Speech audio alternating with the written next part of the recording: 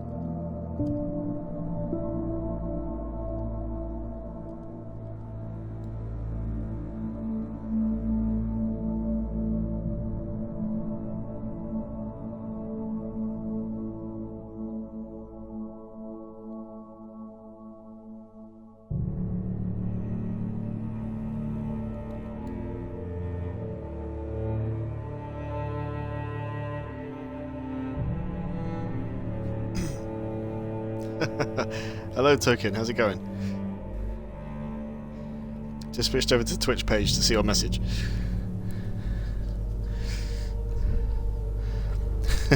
Wrong movie. Yeah, just a bit.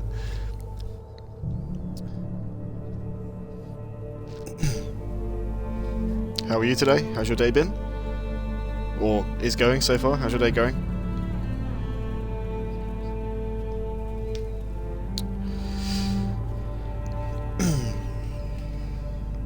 Yeah, no, it's good. I'm good. I'm doing good, man.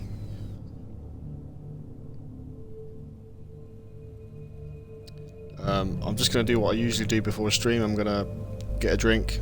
And I will be right back. Been great, I assume. Just waking up. Oh, okay. Fair enough, man. I love my sleep. I love my sleep too. I wish I could sleep all day, but having kids, it's not an option. Right, I'll be 2 minutes. I'll be right back.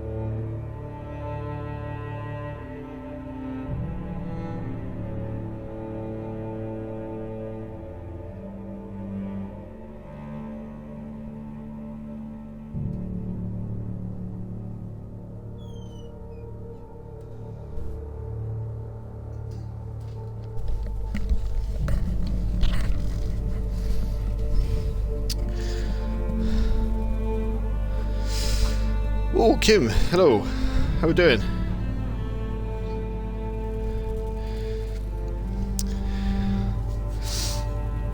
Nice surprise on the way back.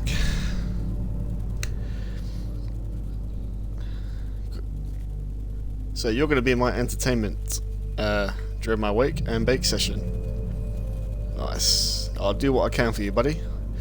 I hope I don't disappoint you. We got 2 kiddos. Oh, okay, I didn't realise you had kids.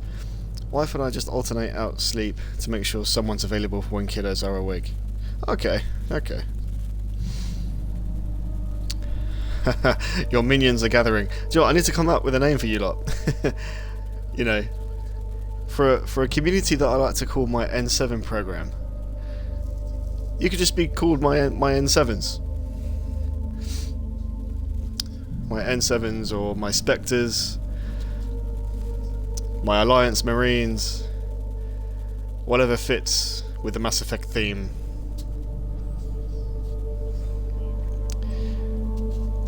Reaper's Rangers, that is cool, I like that. I like Reaper's Rangers. Call it your Spectre Academy. Ooh, now there's a thought. Yeah, could do. What, N7 operatives? I don't know. I think for now I'll stick with my. I think I'll stick with just my N7s until I can think of something that coincides with what you said, but also with a bit of what I've already got. But I do like your ideas, though, Token. I'm not going to disregard them, because before I changed my name, it was I'll type it in the chat. It was Spartan Kite. So naturally, my name for my community members were just my Spartans. Naturally.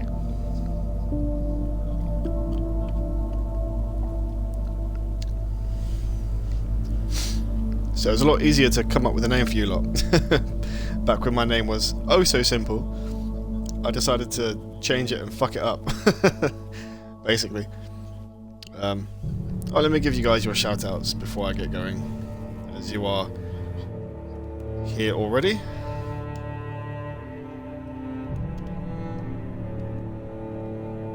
Kim, I keep going to type your name like Kim dash underscore Kaju. I keep trying to type it the other way around. I've no idea why. Every time I go try and give you a shout out, I always go exclamation mark SO at Kim underscore, and I'm like, no. Back.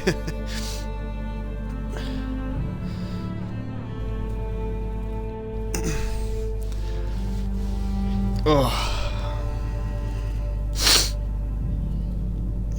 Well, I could just like get going now.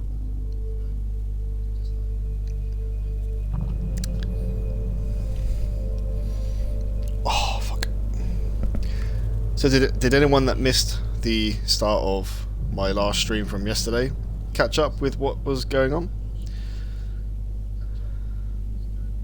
Because I know a few of you tuned in a little bit later down the a little bit later into the stream. A lot of you were there though, like throughout the whole thing.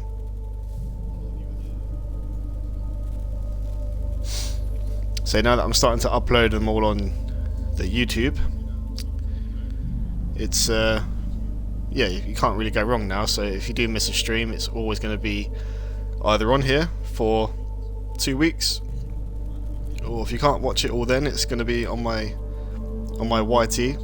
So.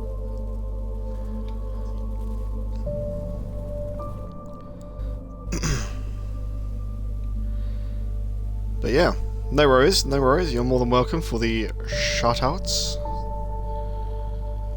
Let's start the stream off with a little dad joke. Let's see. Hopefully it's a good one. Where does Fonzie like to go for lunch? Chick-fil-A. Chick-fil-A.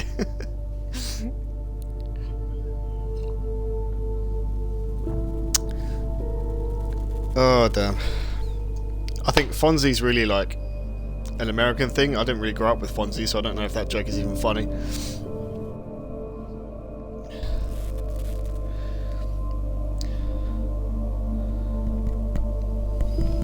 I mean, yeah.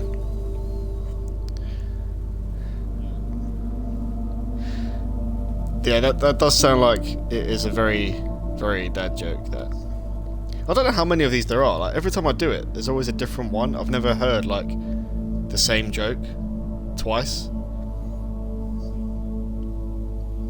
Okay, let me try and save it. I gotta do another one. Let me save it. Come on, fingers crossed. How do you fix a broken pizza? With tomato paste. Oh no, that was on par, if not worse. Oh, that's what I think of that. Oh, it's so bad that I'm almost laughing how bad it was. Oh god. Come on, I'm not going to start till we get a good one. Come on, or a half decent one. Why didn't the number 4 get into the nightclub? Because he's too square. Alright, now that's better. That's better. In a way, that's kind of better. That salvaged the situation a little bit. Or that could just be my very bad sense of humour.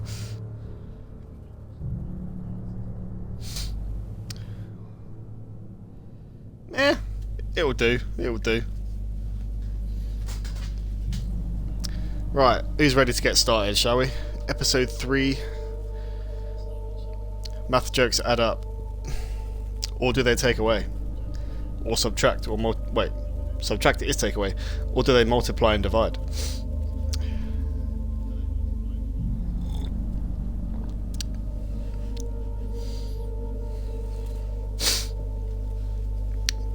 Maths is always a good thing to, you know, bring us all together, be it by adding, taking away. They can divide us sometimes, but I think more often than not, they like to multiply the brain cells. The smarter you are, the more you do math.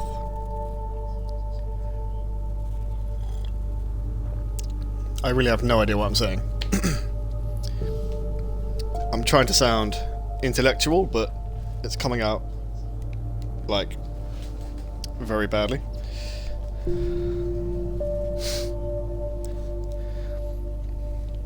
It is a universal language. I mean, let's face it, the world functions with numbers.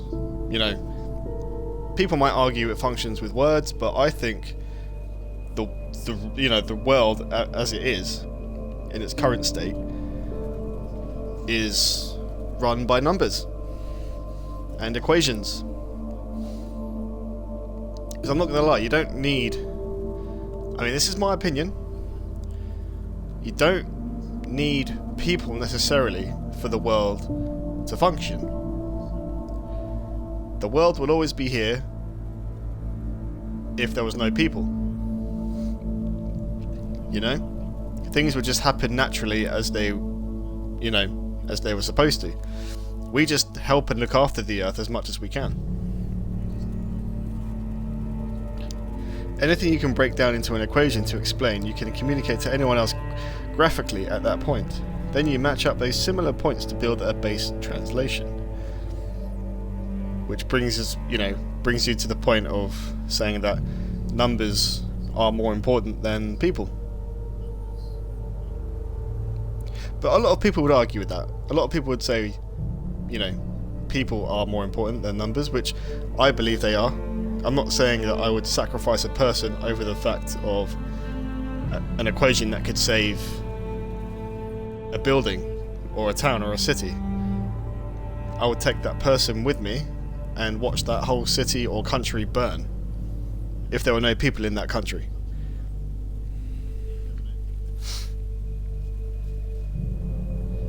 If you said to me, right, there's 2 people standing next to you, they have to die for this country to become livable again. I would say you're out of your goddamn mind. No thank you. This country can just stay as it is. We'll just live around it. I would not sacrifice 1, 2, 3 peoples to save any given country.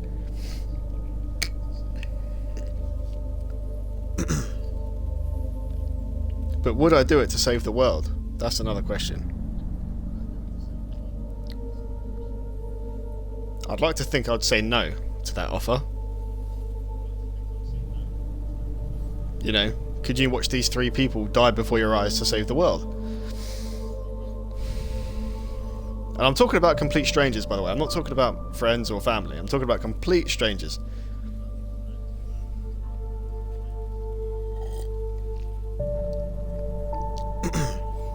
No, I just mean, like, obviously, hypothetically. If the world was going to be destroyed by some sort of natural occurrence, and watching 3 people that I know nothing of would mean the world gets repaired or saved, that would be quite a predicament.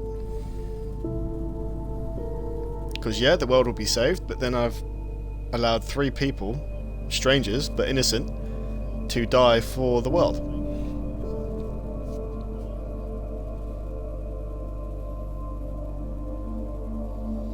That's why when I make play these decision-making games like The Walking Dead or Dragon Age, it's like every little thing has a consequence. Every little sentence you say or number you give has an impact.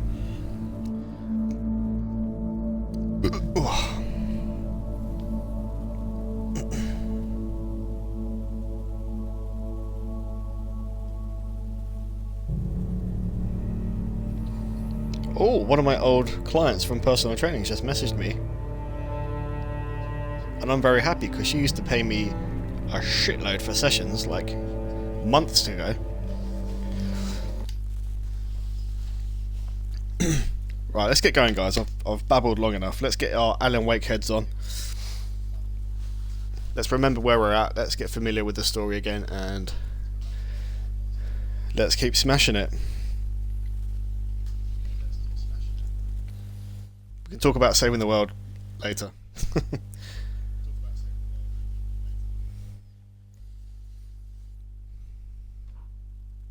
Help you folks? Name's Randolph. I'm the manager. We're looking for Rose. Works as a waitress down at the diner. Rose, sure. Nice girl. Who wants to know? I'm Alan Wake. The writer, huh? I heard on the radio you were visiting.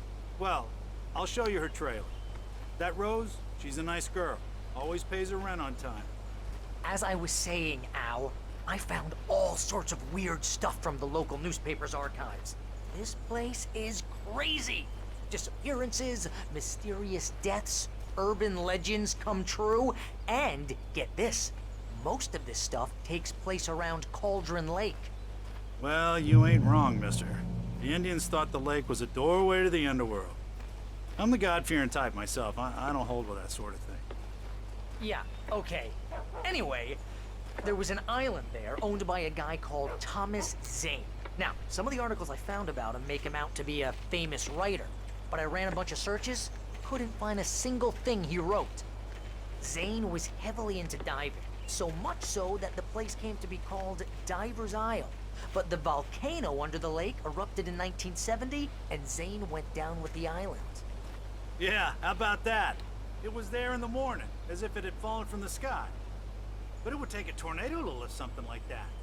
We're damn lucky it didn't crush any of the trailers. I mean, I was going to walk straight past that without even Come on, mister. I'll take you batting to an Rose's eyelash. trailer. And for it to not even land on any of the houses, like, fucking hell, that was lucky. It landed perfectly in the middle, look at that. Just follow me. It's not far. Hey Sticky, how you doing? Hey Sticky, you're so fine.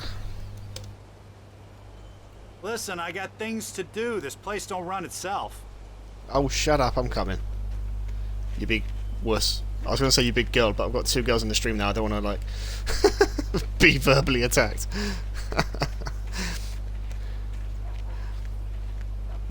Oh, before we go through that gate, I want to just backtrack a bit, because there are some collectibles, I believe, somewhere along this bit, or they could be in the next bit. Better. A local girl, Oh, here we go. Barbara Jagger, drowned in Cauldron Lake just a week earlier. They were lovers. Okay, so we've got 2 names Anyway, from Al, I'm just urban getting to myth. that part. All of the Thomas articles Zane about and the stuff Barbara were Jagger. written by Cynthia Weaver. I asked around, and she's that crazy bag lady you met. Oh, Barbara Jagger Yeah, is that anyway, woman in black. She knew both Jagger and Zane before they both died, and she had some kind of a breakdown. Oh.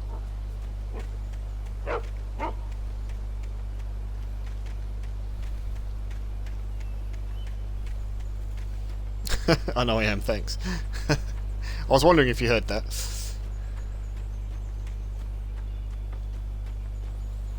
Da, da, da, da.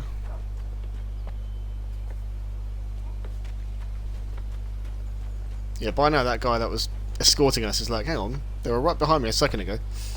Where have they got? Our power just went out and turned back on. It's going to be one of those nights. Oh, crap. I hope that doesn't happen to me. That would be very unfortunate, to say the least. But I hope your power doesn't... So you say it's not out, but it keeps turning off and on again.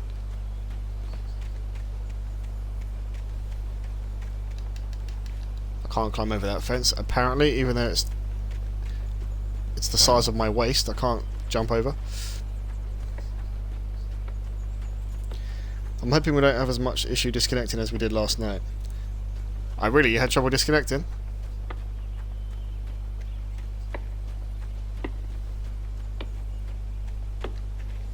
Yep, can't jump over there either.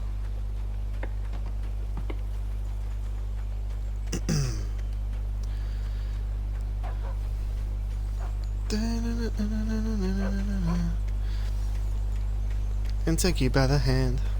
Aw, give me a break, mister. Can we just get a move on? I'm coming, bitch, please. Let's go.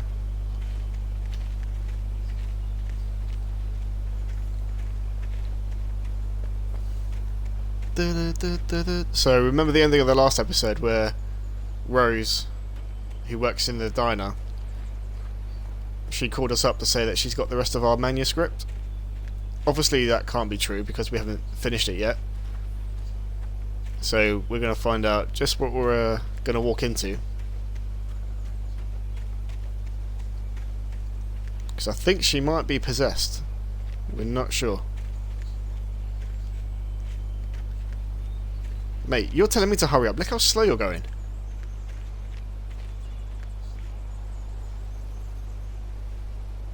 I don't think my streaming where I died 20 times killing that boss in High on Hello, Life showed mister. me when I This here's Rose's trailer. finally killed that bastard to get his shotgun. Playing on hardest difficulty is rough. I know, but it's so much fun though for me, playing on any game at the hardest level. You mind me asking what you want with her? We're just here to talk to her, pal. Have to lurk? Alright, Kim, no worries. No worries. Hopefully you don't miss anything. Right, let's give her a little knock. Oh shit, she's Did you see that? She's standing there already, but you can hear footsteps as if she's walking to the door. Welcome to... Oh dear. Mr. Wake. I'm so glad you're here. Rose, you have my manuscript? Oh. Oh yes. Yes. Please, come in. Hey, this is really good. Rose, Yes, my manuscript. I really need it. I understand. I know what you need. A muse to inspire you. Oh, for Barry. She doesn't have anything. Yeah, hey, Al? Oh, what's... Oh, Oh no. Barry! Oh no. What? What? She's drugged us.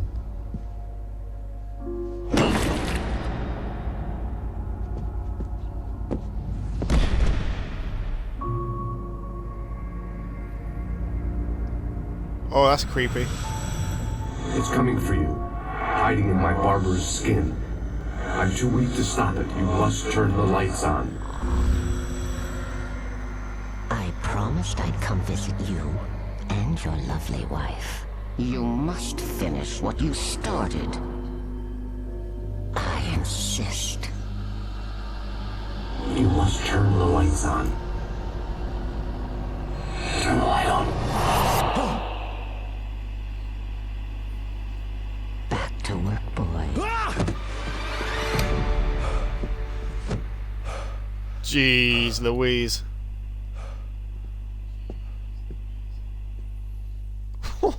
Can you imagine if that was I you in felt real life? nauseous, hungover. Only anger kept me going. I can't tell reality from dream anymore, but it seems I have an imaginary editor to help me. She's an old woman in a funeral dress. I call her Barbara Jacker. She's very strict. I'm writing faster and faster. My manuscript is being heavily revised. The edits are getting very aggressive, and each day there's less of me and more of her. I hate it, but I know she's right.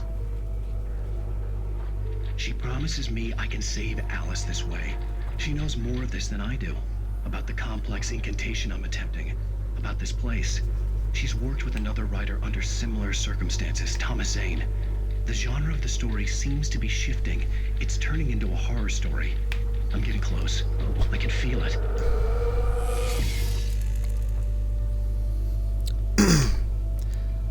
So, in case we've forgotten, every time we watch one of these TVs that have us on it, it's showing us the week that we've missed, that we can't remember. So, when we're out cold, and when we woke up in that car, the week that we missed, we were literally typing up the manuscript that we keep finding all over the place. And looking at these, I would say Rose is quite a fan of ours. That looks more like a shrine, not a fucking poster. She's made a shrine. Rose took a day from me. I had less than 12 hours left to meet the kidnapper. All I could do was get Barry into the car, work something out once I got on the road. Barry was out of it. He was way too heavy to carry. And Rose... I deserve more money. I'm so handsome. Oh, for God's sake, please.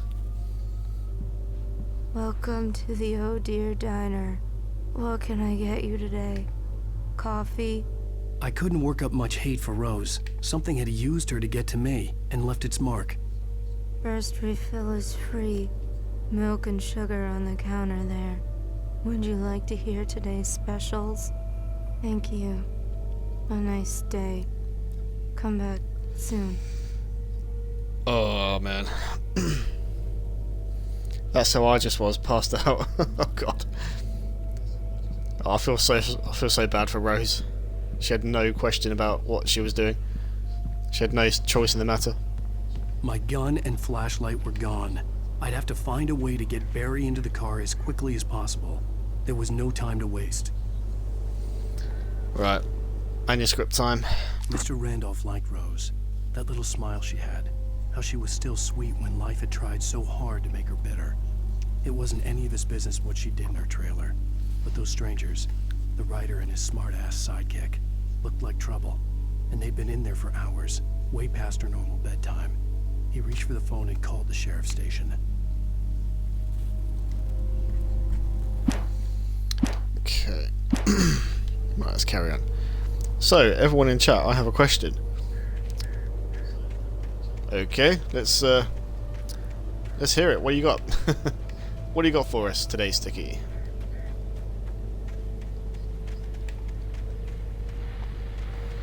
Oh, radio. Let's listen to that.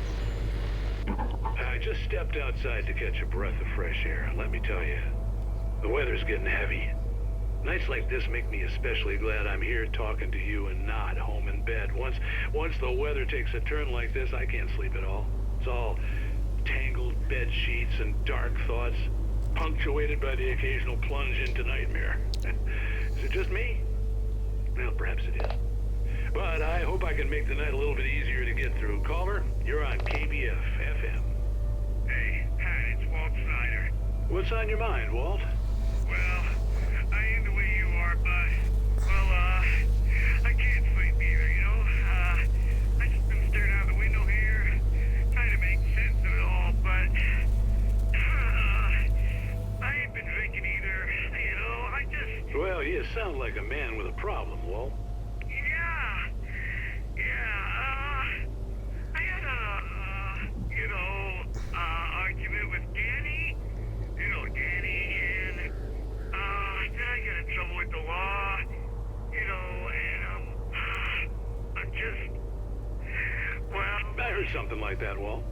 Yeah, well, you know, Danny's my best friend, and, they let me on bail today, and now I'm just alone here at the window, you know, waiting, man, and there's something in the air tonight, man. I was just outside looking up at the sky above our broadcast tower thinking the same thing. What are you waiting for, Walt? I don't know. You know, something's gonna happen. You know, I think I better go. Well, Walt, maybe... No, thanks, Pat. Well, good luck to you, Walt. Hang in there. Let's take a little break, folks. This weather's really something else, huh? Now I want you guys to try and remember, if you can, the guy that just called into the radio station. And most of what he said about him and his friend or his brother, I can't remember what he said. But yeah. Except the other guy's called Danny. That's all I really need you to try and remember.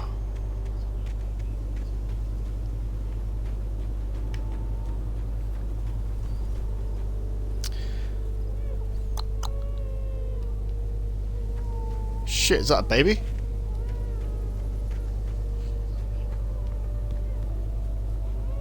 I hope it's okay. It's just crying non-stop.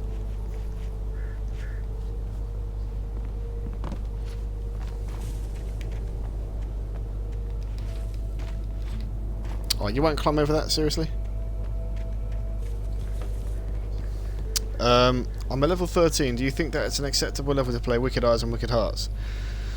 I mean, to be honest, I think, because I like to do a lot of exploring and like as many side quests as I can until I'm ready for the next main quest. So like, I try and clear the board of all side quests until there's nothing left except the main quest before I move on.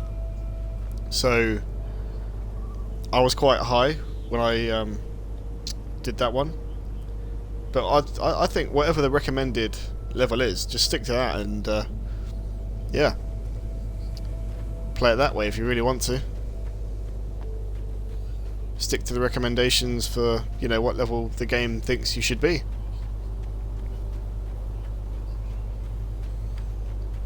Otherwise, go with your gut feeling, man. Like I said, you play it a lot more than the rest of us, so I'm sure our advice won't be of much help. Token never played it. No. Yeah, Sticky's not going to be happy. You're gonna get it now. Wait, what have we done? God knows what you've done to that poor girl. This is Agent Nightingale, FBI! Get him up, Hemingway! You're under arrest! You move a muscle, I'll unload right in your goddamn face! Stay right where you are, Blaine!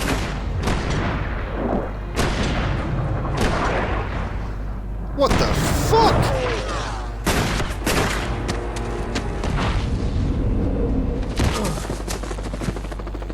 What are? I'm standing right here, you goddamn maniac! Yo, N7 Steph, how's it going, man? Welcome in. Let me give you a quick shout out before I forget.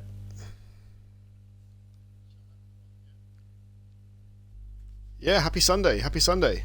How are you? Behind, but there was no way I'd miss my appointment with the kidnapper.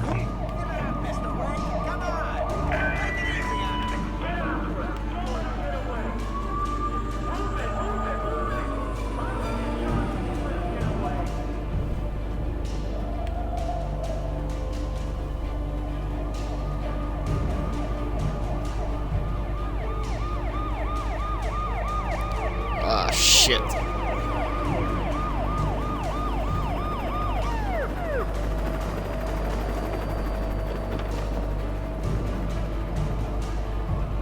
Stop running! Please! Oh, crap. Keep your eyes peeled. He's gonna try to make it through here. Oh, damn.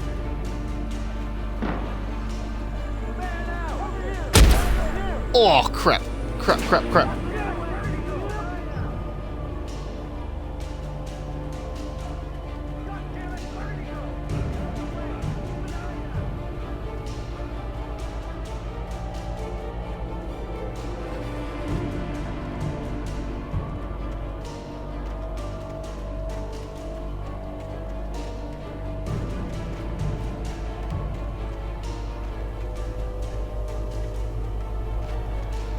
Come on, guys. We need to head him off.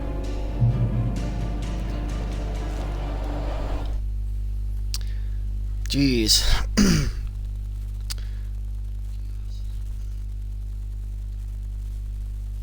I'm good, just chilling. How you doing? Yeah, I'm good. I'm good. I'm good. All good here.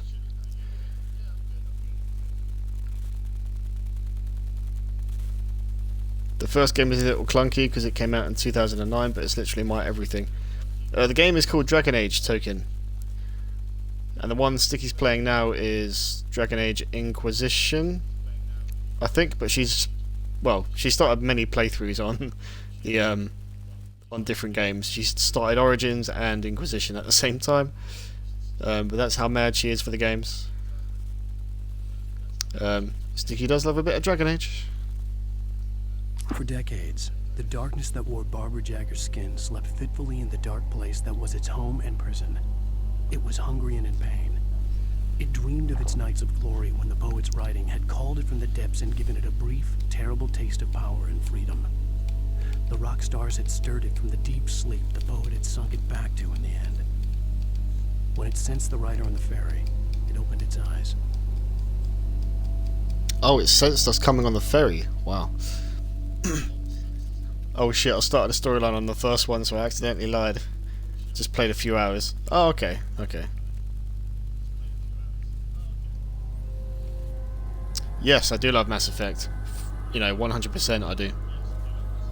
That is why my name is what it is.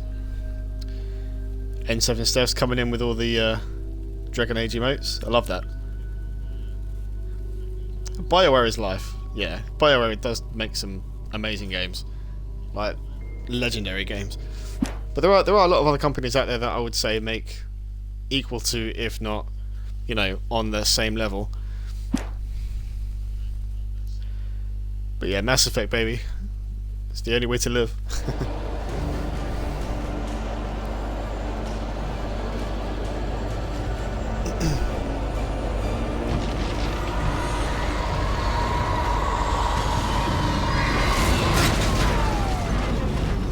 Whoa! Whoa, whoa, whoa. Oh, crap. Nightingale, over. What on earth is going on? My deputies tell me you fired at Wake and he didn't have a gun. You almost hit a civilian instead. Over. Sheriff, Wake's running. I'm giving chase. I don't have time for this. Well, make the time. Can't just go shooting at people in my town. Over. I'm a federal agent pursuing a fugitive. You want to discuss my message, Sheriff? Make an appointment. Over. You stay right where you are, Agent Nightingale. I'm on my way. Out.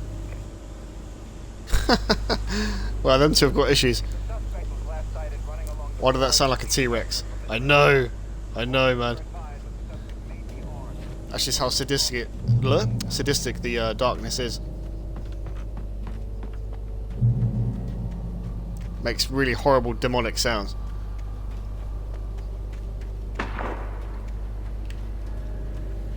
No, they're still firing flares. And I-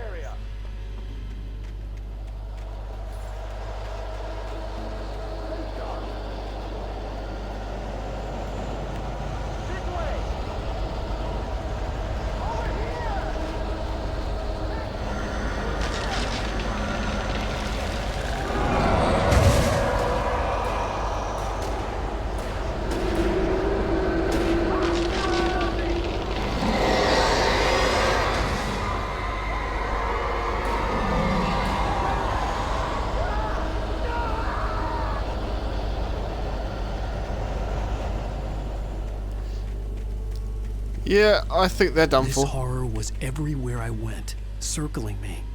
The cops didn't stand a chance. They were after a writer, not a monster.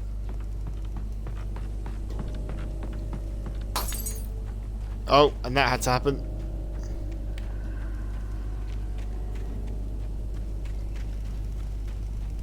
Sheriff Breaker, this is Agent Nightingale. I've lost contact with most of the men you assigned to me. It's Blake's doing. Wait, are you seriously telling me that geek writer just took out my deputies? Are you kidding? I mean, have you seen this guy? He wears a tweed jacket. Over. He's the guy we're chasing. If it's not him, who then? Bigfoot? Over. I don't know yet, but I'm not in the habit. Bigfoot. Yeah, I mean, we're a bit hairy, but I don't think we're Bigfoot.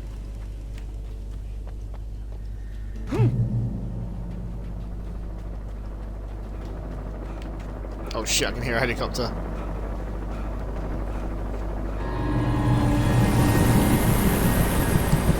Fuck. You on the ground. Hold it right there. There's nowhere to run. Freeze!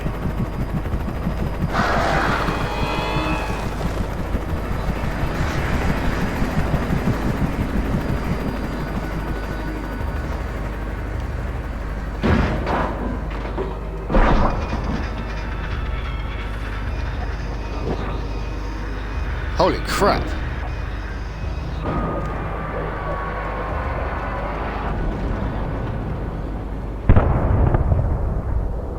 Woo! God damn.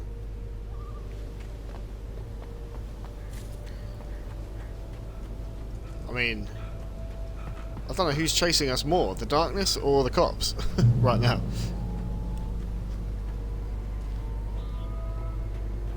Right, let's get inside this tower.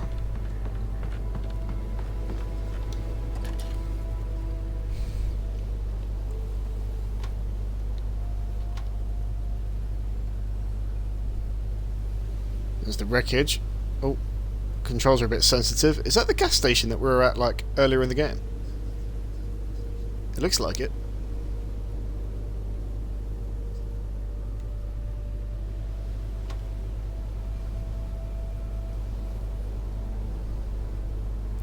But we need to get over there, I think.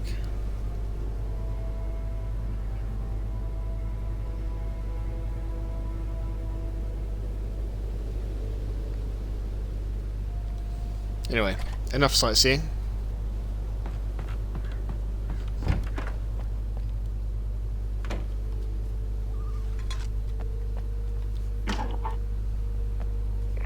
This is James. Mulligan, Thornton, come in. Over. Thornton here. James, we got both Wheeler and Rose in custody. They didn't put up a fight or anything. Why, they were... Hey, what are you... Come on! Sit down and give me that. James, Mulligan here. Over. Go ahead, Mulligan. Over. We got Wheeler and Rose here. Wheeler's drunk or hopped up on something. Speaking of which, that Fed had a pretty distinctive whiff of Otis Scotch about him, if you know what I mean. Over. I don't have anything on that, Deputy Mulligan. Over. Well, whatever. Anyway, Rose is just being plain weird here. You better get Doc in to take a look at folks. Over. Gotcha. You better get them here quickly. The Fed's gonna want to interview Wheeler. Over. Oh yeah, I'll bet it does. Looks like they have a lot in common. Mulligan out. Okay. So at least I know that Barry's safe, Rose is safe. Oh, here we go. That's where I need to get to, that radio mast.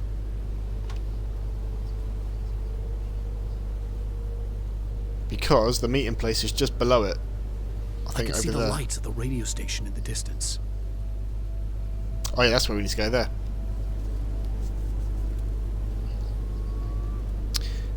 Yes, TK, I did start Origins, but I'll be restarting it when I stream. Yeah, no, that's cool, that's cool. I expected you to, like, restart it all over when you do start streaming. Because I'm still, I can't wait for that first stream you do, and I hope I'm not working when you do it. I hope I don't miss the start.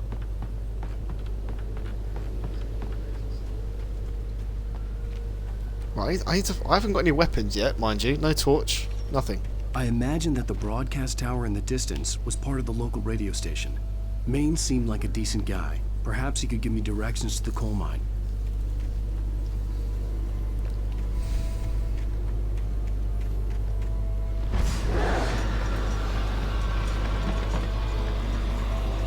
Unnatural shadows clung to the gate.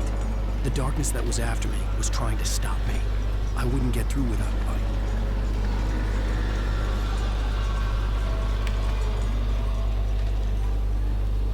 So, what do we do then?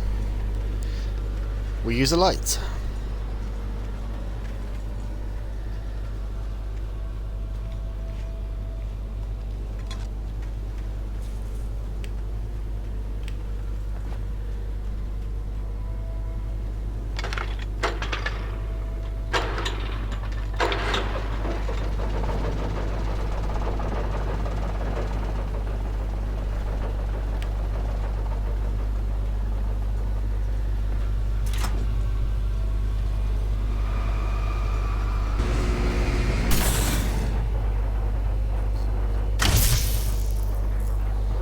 And it breaks straight after.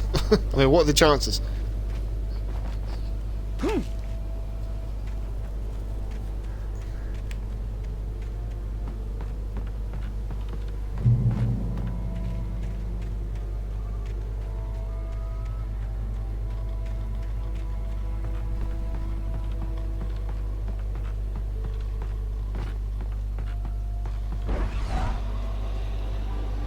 Oh, great.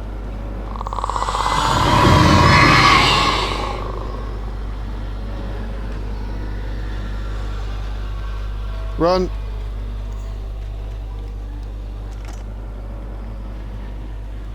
Now I've got a flashlight.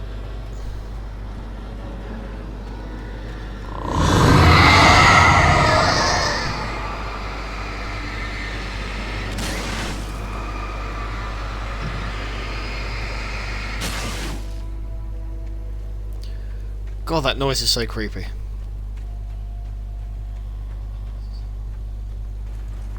It took me a moment to recognize the flashbang grenades. They were an ideal weapon for my situation. Team 1, come in. Over. So we've got flashbang grenades, nice. Team 1, this is Sheriff Breaker. Report. Over. You come in. I need a report.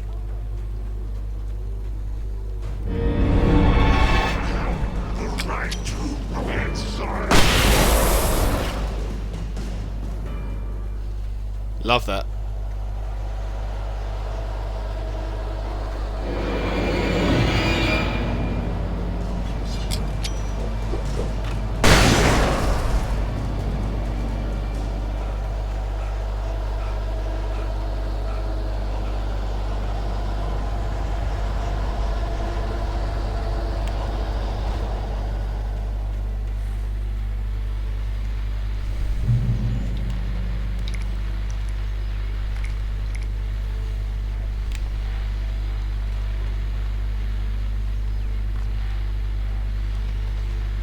And here's another call. You're on KBFFM with Pat Maine. It's Milt Peabody, Pat. What's on your mind, Milt? Well, I live near the trailer park, Pat, and there's a big ruckus going on over there. Well, that's just up the road from me, too. What's going on, do you know?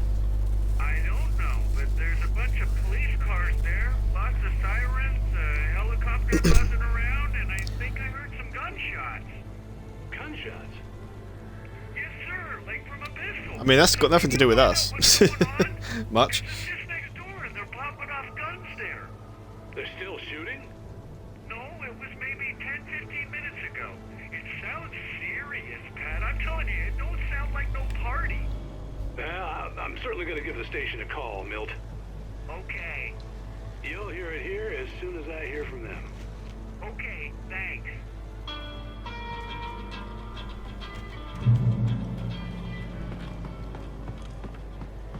Oh, there's a page over there. Oh, crap.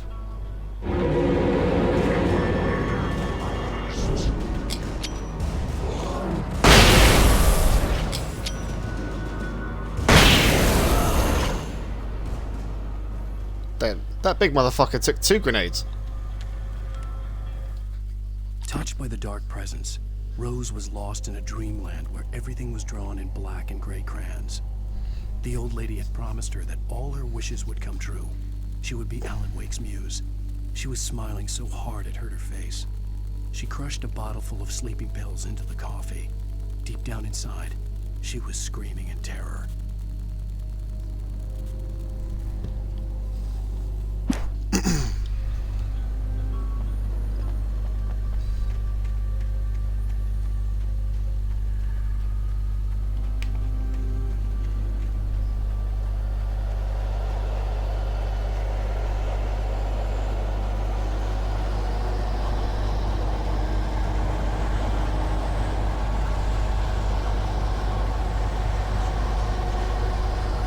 Oh, paint. Oh, shit.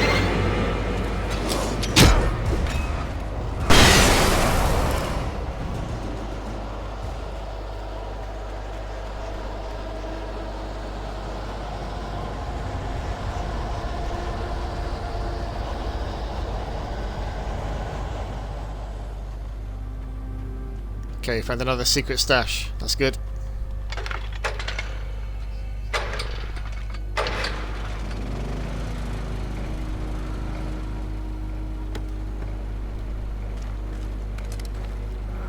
Nice, got a flare gun and flare batteries. Flare batteries? Flare sticks, that's what I meant to say.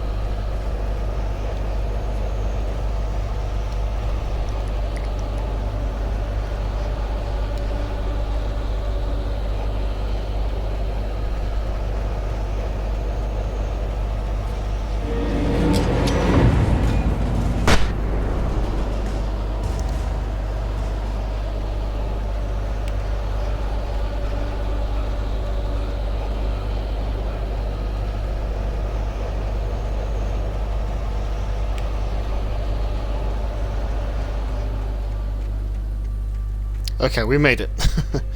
Just about. Oh!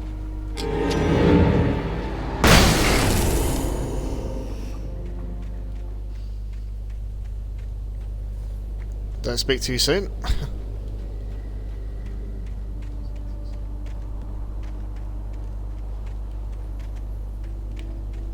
Just check the area for anything that I might be able to pick up or collect.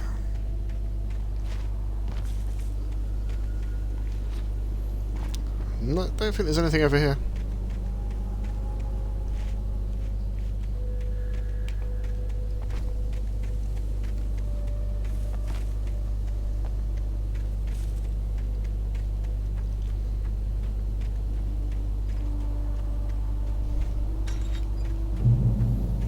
Okay, we made it. I hope Maine could lend me a car to get to the coal mine.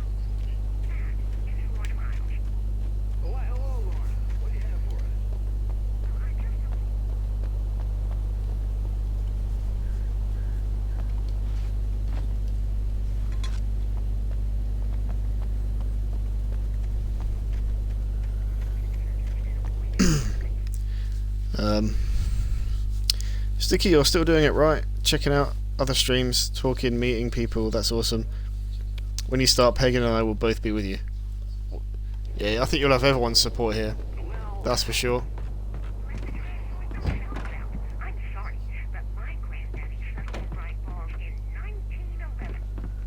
Well, thank you very much for that compassionate viewpoint, Lorna. Oh, here's a little surprise. The famous writer Alan Wake just walked in, folks. I'm going to see if I can talk him into an interview. Oh, great. Here we go. Come on in, Mr. Wake. Oh, I'm so glad you could find the time to do this, Mr. Wake. Nowhere to run now, Dan Brown. You back away from me. Don't hurt her. Whoa, whoa, whoa. Everyone calm down. Put the gun down. We're all friends here, right? Cool your jets, Nightingale. We got him. What the hell's the matter with you? There's a civilian in there. Mate, that dude is unhinged.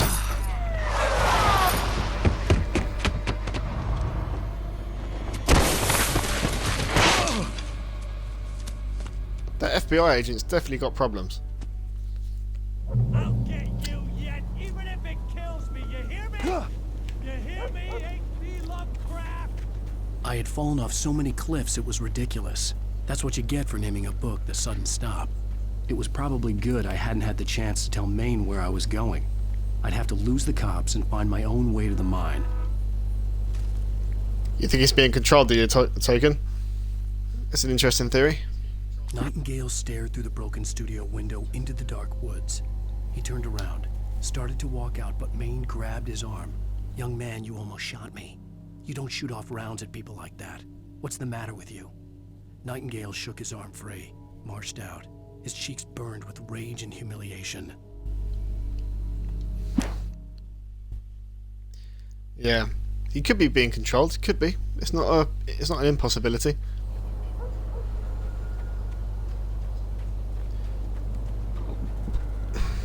But he's not showing any of the signs, though. That's the thing.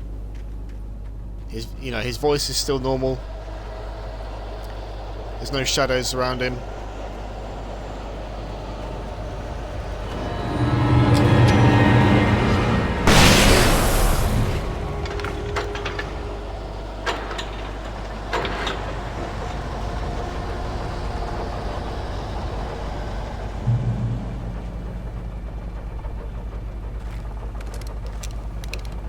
Okay, we've got an actual gun now. Thank God.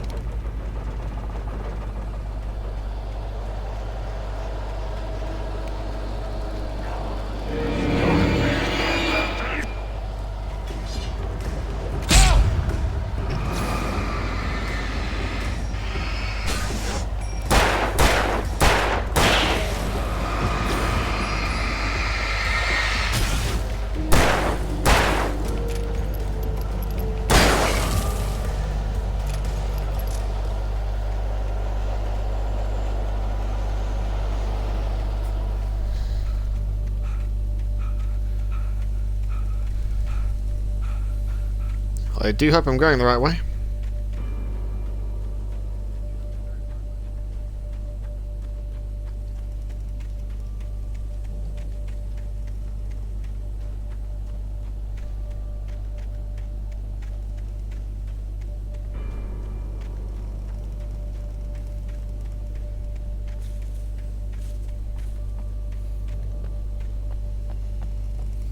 Just checking in here. You never know what's going to be, hiding around, guys. It could be collectibles or supply caches. It could be anything.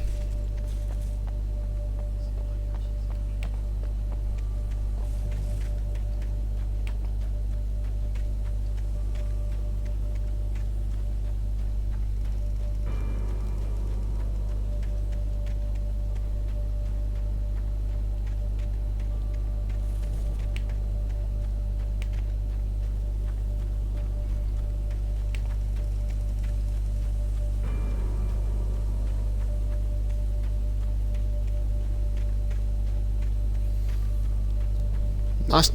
It's a nice night for a stroll.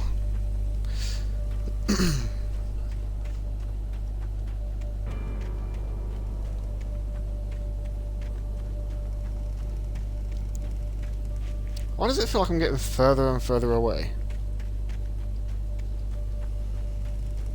Because the yellow point on my map is like pointing in the other direction.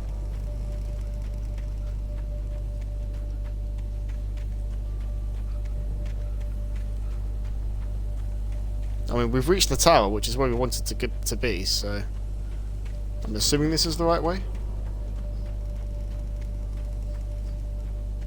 Yeah, it must be. Look, here we go.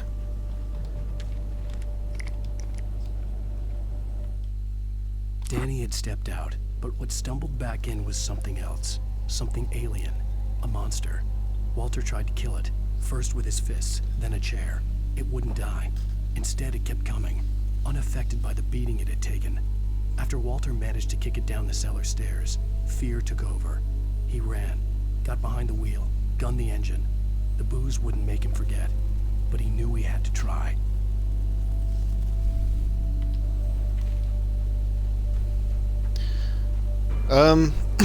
Damn, yeah, I think we've actually come all this way for that manuscript page. But it's worth it because, you know, it counts towards all the other pages that we're finding. You know, if we're gonna collect them all, or at least try, then it was worth it. So back down we go. All the way back down.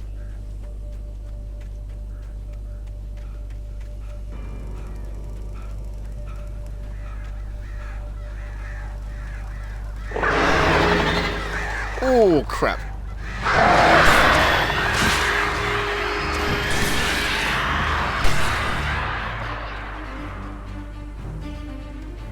Those can fuck off. Ain't got no time for birds.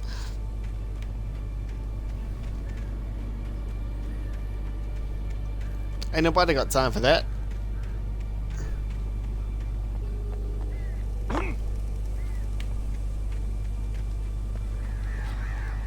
Oh, here they come again, I can hear them.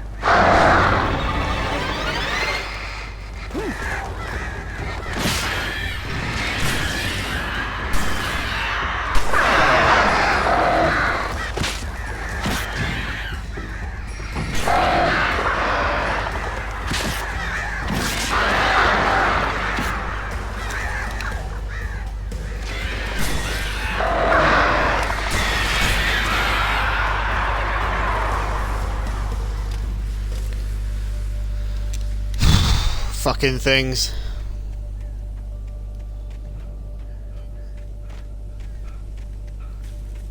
Alright. Here we go again.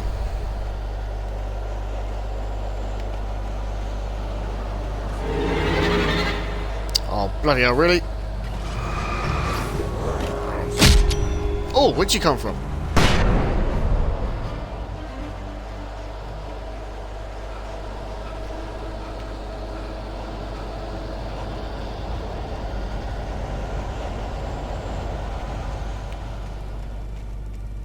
There was no sensible reason for the power company work lights to be here. It was almost as if they'd been left for someone like me to use. Well, maybe they were.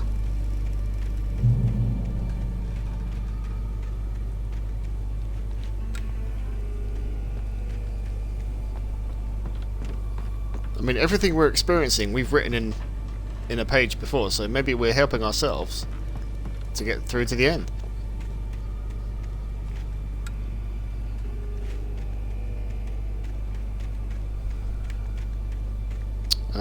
Right, let's carry on.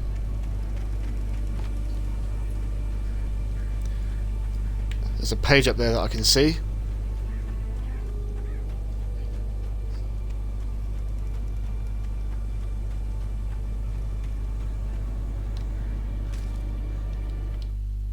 The bulldozer's engine roared to life. Mud and rocks flew as it fought for traction. It crashed through the concrete wall and landed heavily in the yard. If it were an animal, it would have shaken its head after the impact, fixed its eyes on me, and charged. Of course, it had no head, nor eyes. Shadows crawled on its form, twisting it into a monster. Then, it came for me. Oh fuck, are you saying we're gonna have to fight a bulldozer soon? Jesus.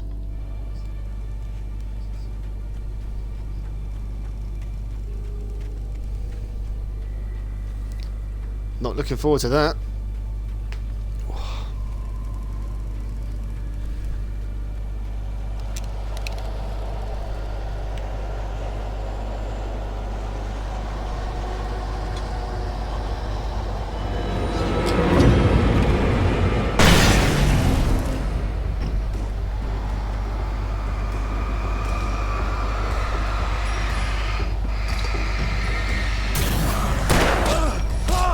Jesus.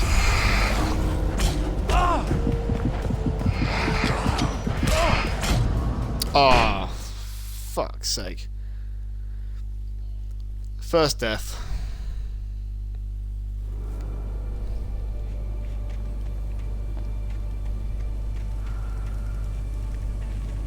In the light, you can hurt them. Well, yeah, I knew that.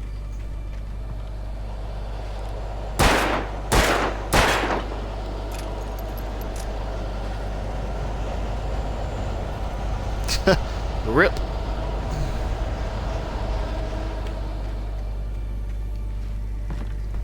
Yep, certainly rip. It's a bit annoying, really, that I died like that, because I didn't know he was behind me. It's a bit of a cheeky way for them to get me.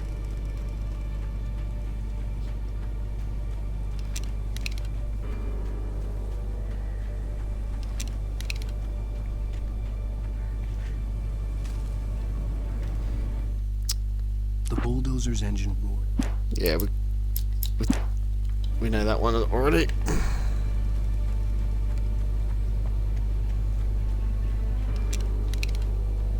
I'm going to switch to my flare gun, see if I can knock them all down with that.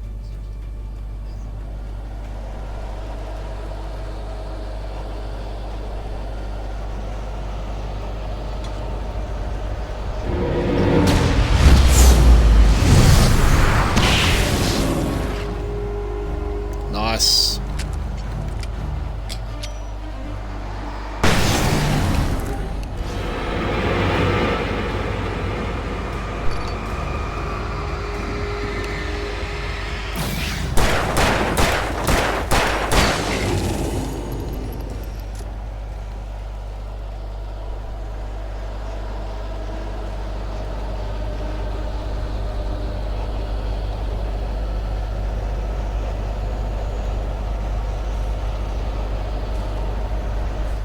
Sarah trusted her gut, and her gut said Agent Nightingale was an asshole. He felt wrong, and it wasn't just the smell of stale booze. It was in the way he flashed his badge, pulled rank, the look in his eyes when he wanted answers. Where was Alan Wake? What was this about an accident? Where was his wife? And most importantly, why did she let Wake go? He wouldn't answer her questions. Federal business was all he'd say.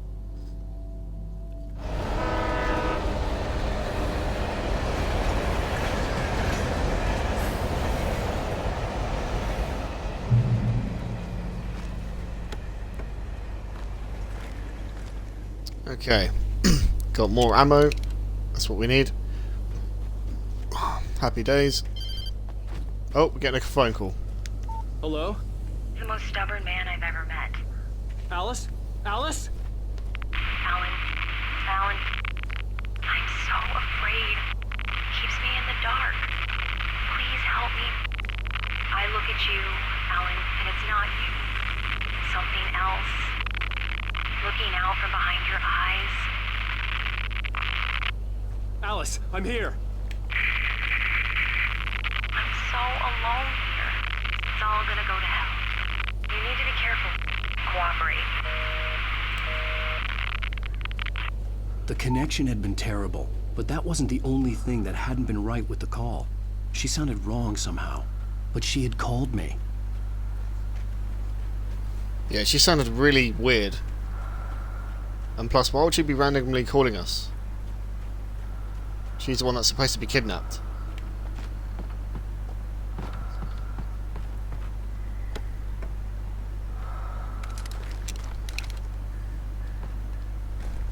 Lots of goodies. Okay, we maxed out with our revolver ammo. Oh!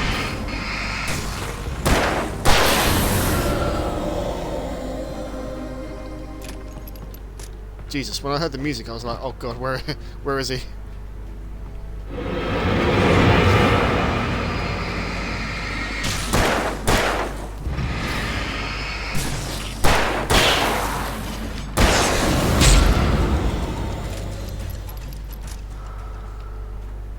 You fuckers. Trying to pounce on me when my guard is down.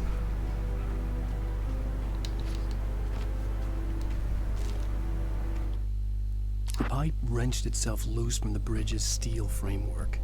Wrapped in darkness, it floated in midair, twitching. For a moment, I didn't understand what I was looking at. The heavy object lurched at me with impossible force. I threw myself out of the way, but just barely. When I turned my flashlight on it, it shook in a dark rage before it flew at me again. Floating objects that are flying themselves towards us now. Wow. I could see a railway bridge up ahead, and a warehouse of some sort on the opposite shore. I hoped I could find a car from there. All this work just to find a fucking car.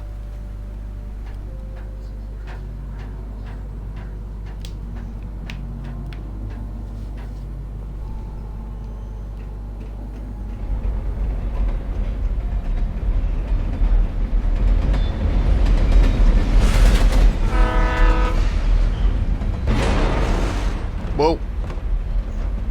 The darkness that was pursuing me was growing stronger. Jesus. It was taking over everything in its path.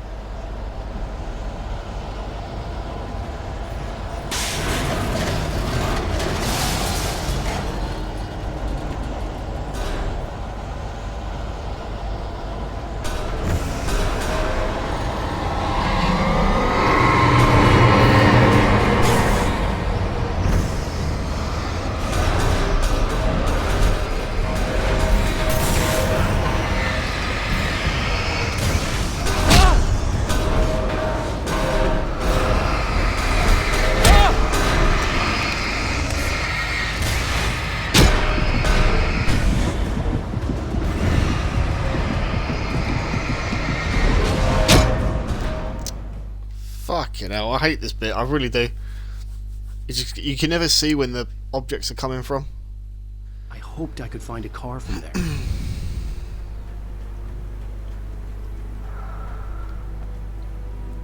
Follow. Yeah, I mean, I don't need directions to where the ladder is.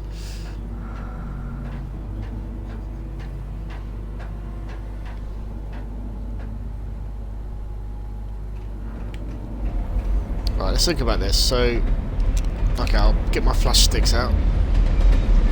Flares.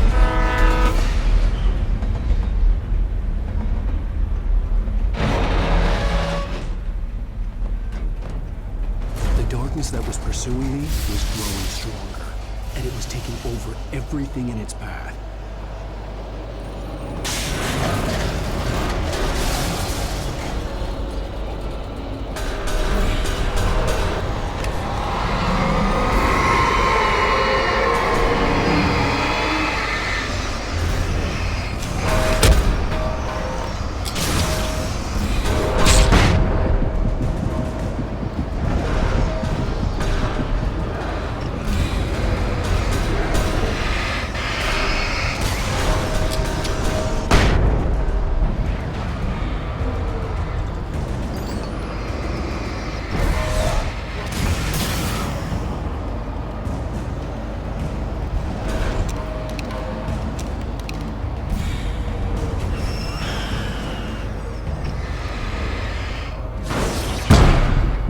Jesus.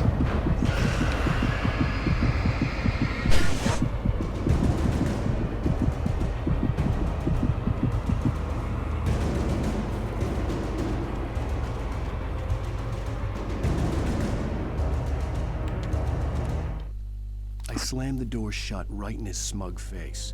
He pleaded for me to open the door. True to form, the asshole actually thought I would obey. I had no sympathy left, no guilt either, not for him. I took a moment to savor the scream. I bet I had a smile on my face. It was all that I had time for. The dark presence was inside the lodge with me. Okay. As a teenager, just starting to get interested in writing, Stephen King had been a source of inspiration to me. I thought about all the inanimate objects that had come to life in his books. No one is safe in a good horror story. Certainly not the protagonist. That's what makes them fun. This was anything but. The darkness could possess anything, and it was getting closer. So we just picked up a bigger torch that does more damage to the Taken. So let's see how we can do with this thing.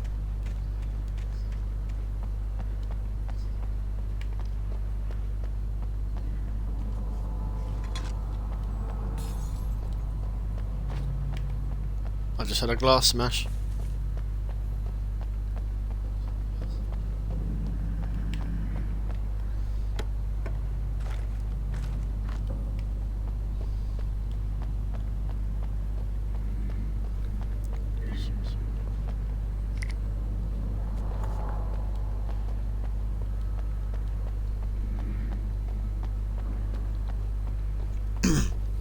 Did you use...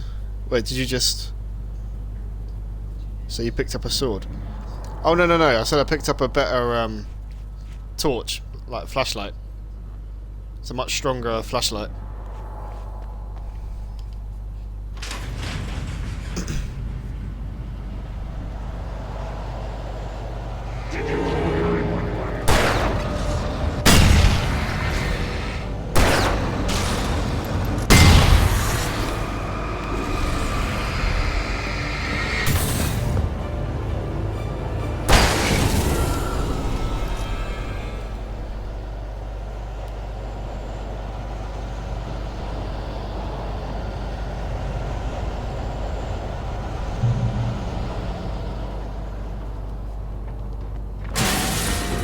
Whoa.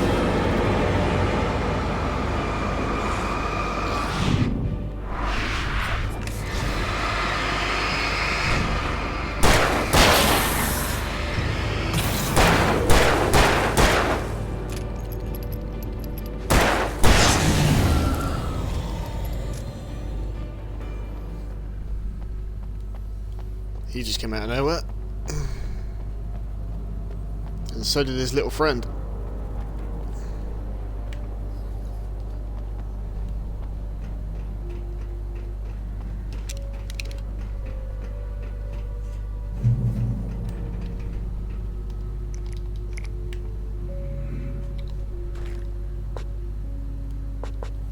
Okay, we've got our max number of batteries, which is amazing. And we get to watch another Night Springs episode. Yay! Our existence for granted, unaware that they are merely a thin veneer of desperate self-delusion, covering a vast cosmos of madness and horror. All too often, the stars are right. In Night Springs. Tonight's episode, a family occasion. Journalist Alvin Derle's trip to study the local customs of an insular community in Night Springs has been less than successful. Until tonight. Well, I'm glad you changed your minds about this. Ancient customs, local mythology. My editor loves this kind of stuff. Well, Mr. Derleth, we don't want to feel like we're on exhibition, but you have demonstrated the seriousness of your intent. Oh, I am serious. Really, just do your thing. I'll stay out of your way and observe. Actually, I thought you could assist us. I'm afraid we are a man short. It would provide you with an intimate perspective. Could I really? Of course, Mr. Derleth. Well, I guess that's the least I... What would I have to do? Oh, here. Let me show you with a kiss.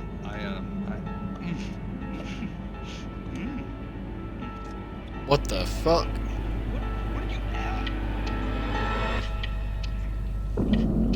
Oh, she poisoned him.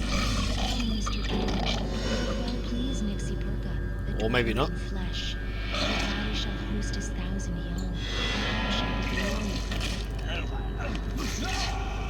Ugh! Shh, darling. Be calm. Shh. Alvin Derleth learned a harsh lesson. If you go looking for mythology, it may come looking for you. And such quests always bear fruit. High Springs. Mate, those shows are always fucked up. Swear to God.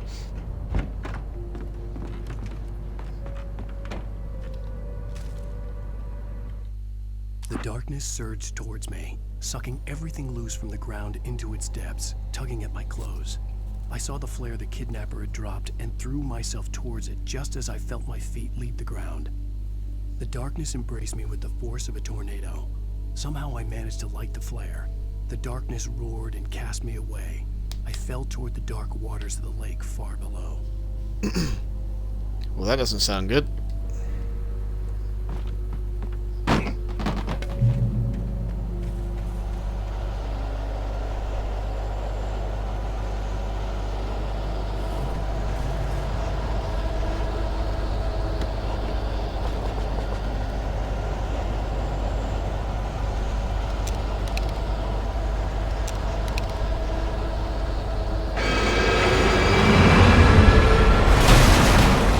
Here it comes.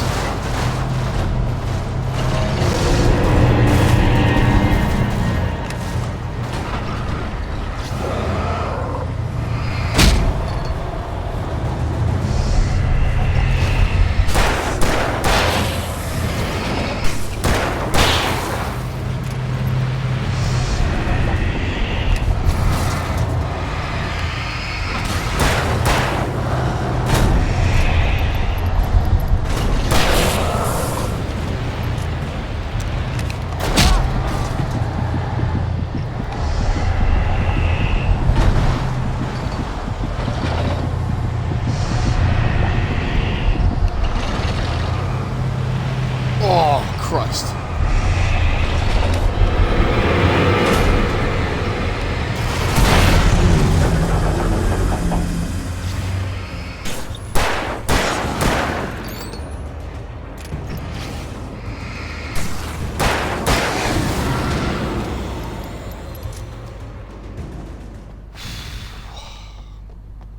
Not gonna lie, that was slightly terrifying.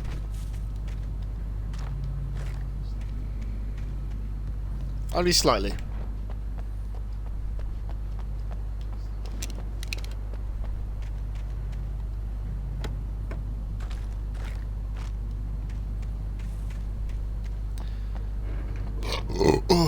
Didn't really have much time to think or do anything except fucking just get out of the way of the bulldozer.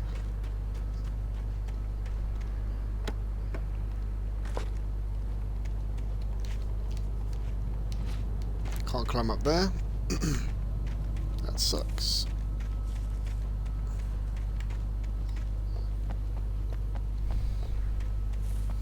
Alright, let's go through here before anything else attacks us. Oh, we found a car. Good.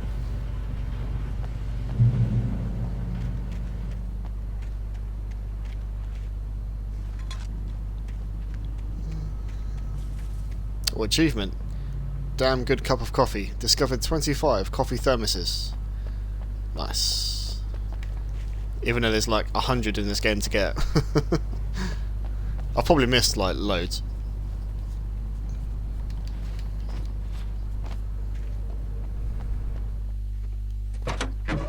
Oh, I didn't mean to trigger the next cutscene, my bad.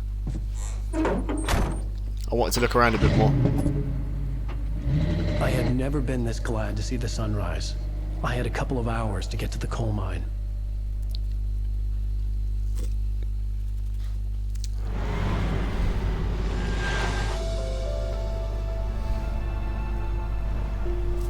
The coal mine wasn't far now.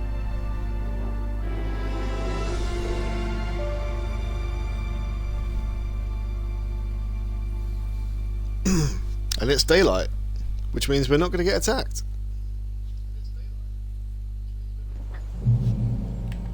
Today, I would meet the kidnapper, and he would give me Alice. I wouldn't give him any other choice.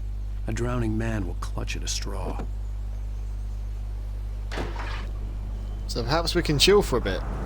Little by little, without realizing it, I'd come to believe that the story in the manuscript was coming true. The current of its narrative had taken me deeper and deeper into dark waters. Alice had been taken from me. Barry was probably in jail. I was a fugitive from the FBI. The whole world taken over by the Dark Presence was trying to destroy me. It all felt real, but it matched a textbook case of insanity. Oh, God. Bit hard to control this car.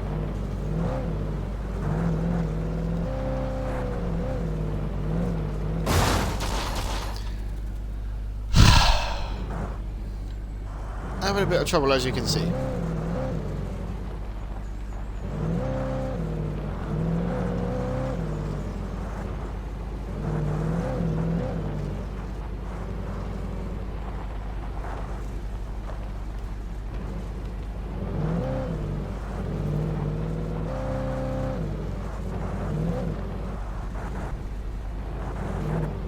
Come on, get up the hill. Oh my God.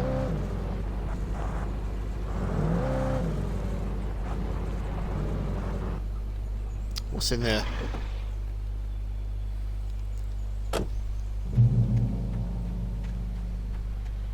It's a radio station.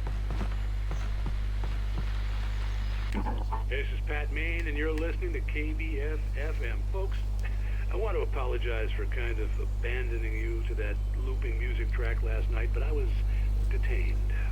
You see, I encountered a big shot G-man with an itchy trigger finger who could use a lesson in manners and a boot in the ass. Not necessarily in that order either. Now, folks, I know I'm not being very informative here, and I apologize for that. I really should just keep quiet, but I'm just so peeved right now, because some people just shouldn't be carrying badges. And I'm just glad that our Sheriff Breaker was there to straighten things out. And if someone I met last night is listening, let me just say, I'm sorry if my mouth got you in trouble. I'm pretty sure you're not the bad guy here. Godspeed, son. I hope you know what you're doing. Now, on a lighter note, I'll be talking to Dr. Nelson all morning. But first, a little music. Yeah. So, can I drive this car instead? It might be a bit more easier to handle.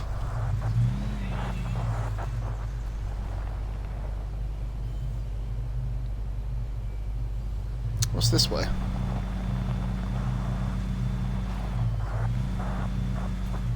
Oh, okay, the bridge is broken. Let's not do that.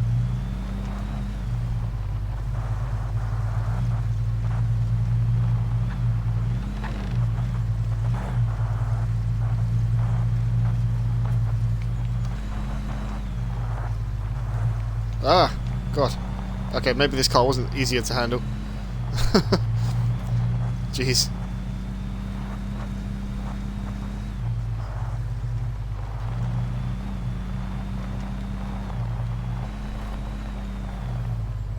Oh, we've got another car there we can drive if we want to.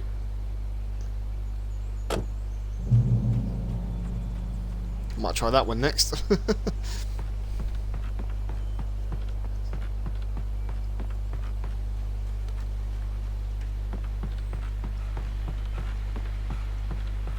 There's another radio station. Cool.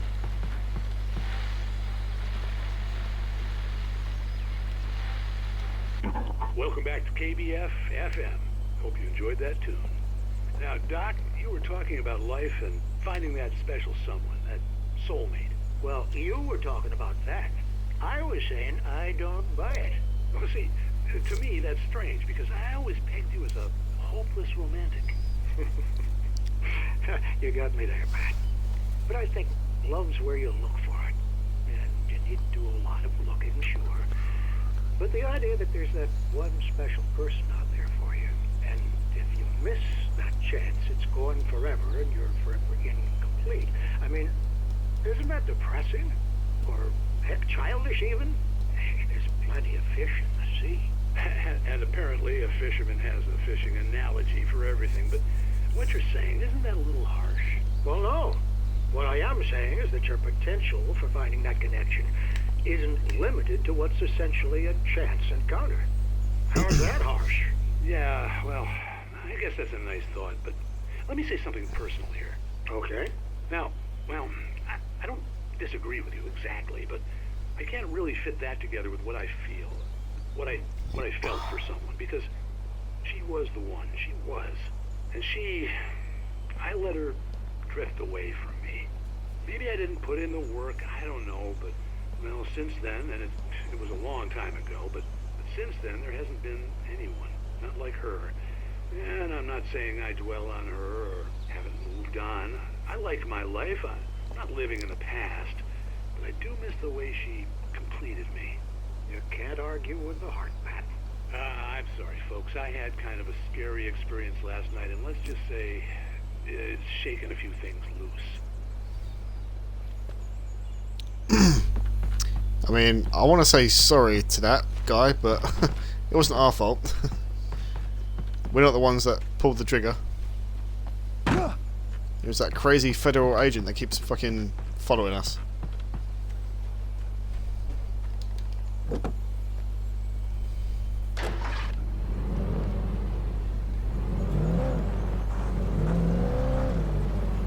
Oh, this car feels a lot better. And it's faster.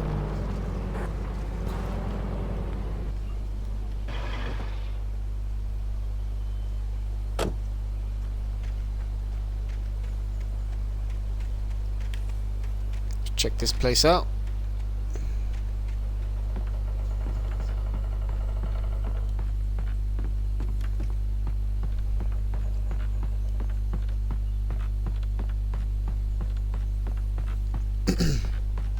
Who was it that said this game gives you a bit of a Resident Evil vibe? Was it you, Token, that said that? I'm sure it was you that said that. Here we go, manuscript page. Our first one that we found during the daylight. For Mott, spying on the writer on the ferry had been a disappointment. His boss had made Wake out to be something special, but Mott hadn't been impressed. He'd gotten a good long look at the wife, though, and he liked what he saw. Mott had fantasized about goading Wake into a fight, but it hadn't happened. Still, he'd get his chance to see if the writer had anything in him. He'd been promised as much. Right, I'm guessing Mott is the name of the kidnapper? Possibly?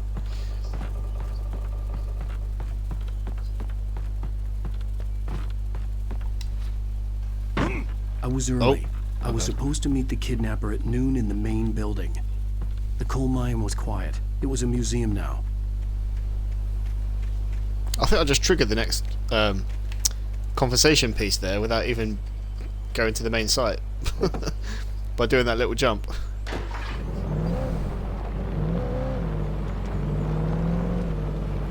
Because he normally says that after you arrive at the main building.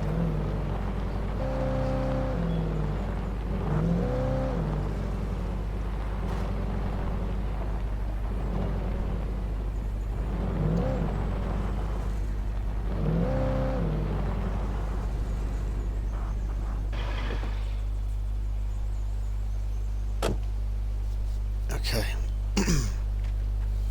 Anything in here to collect? Oh yeah, coffee thermos. Here we go.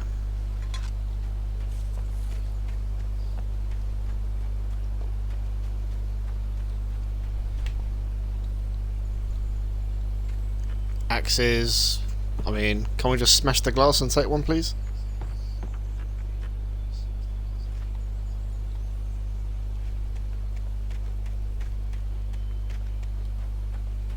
I'd feel a lot more comfortable holding a weapon even during the daylight.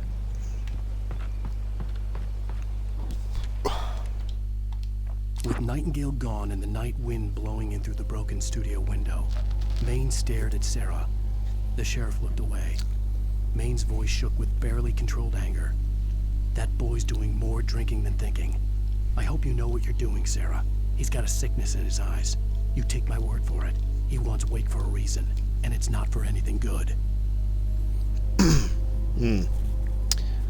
Yeah, maybe the FBI agent isn't after us for what we think he's after us for.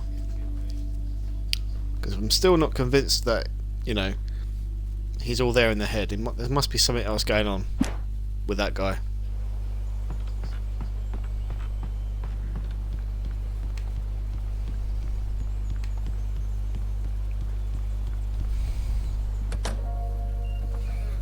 Okay, we made it to the coal station. I didn't want to go outside. Cops had to be looking for me.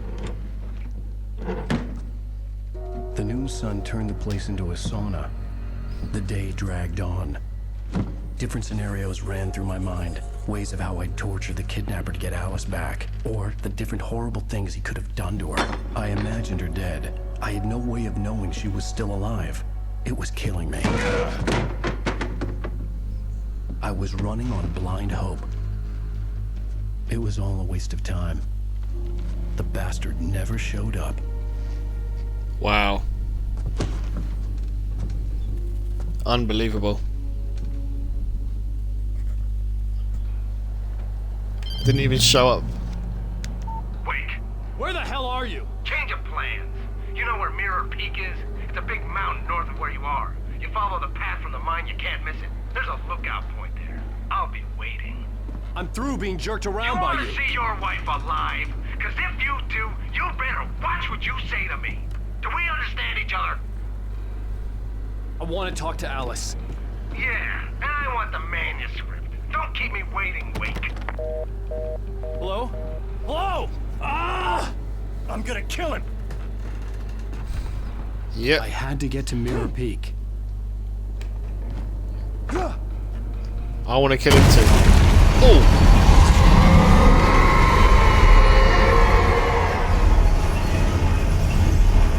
It was close. Maybe closer than ever before. Fuck yeah, no. Did that make anyone else jump?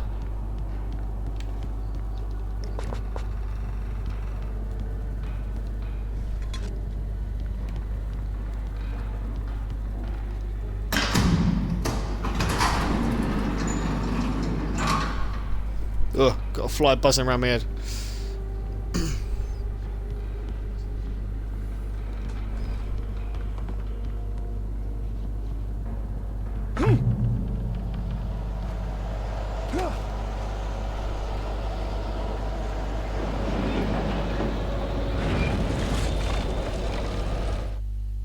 When Thomas Zane fell for Barbara Jagger, it happened fast. She was young, vibrant and beautiful, full of life. He had never been a very happy man, and without any seeming effort, she had changed all that. Zane felt good for the first time in his life. Everything she did was another piece of a jigsaw puzzle he hadn't even known he'd been missing. And best of all, she made the words flow, strong and sharp. She was his muse.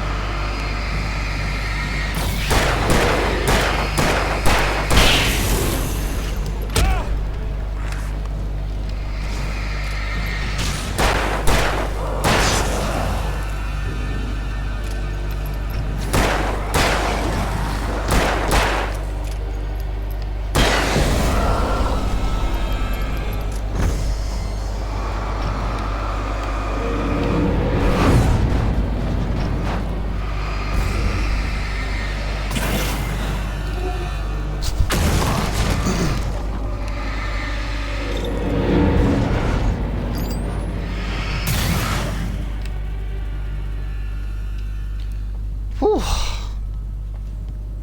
So the whole fucking environment is against us now.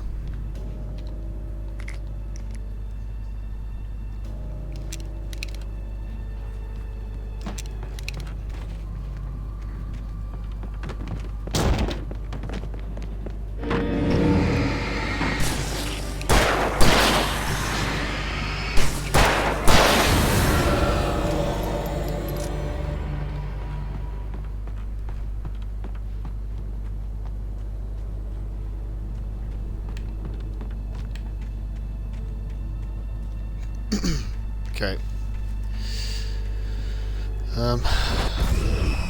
Whoa, whoa, whoa, whoa, what was that? Oh shit, okay.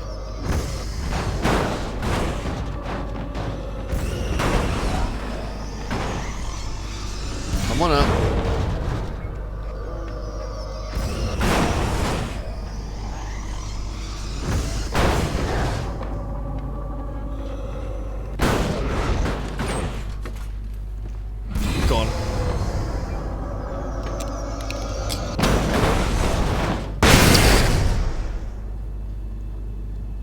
damn, that was a bit blinding.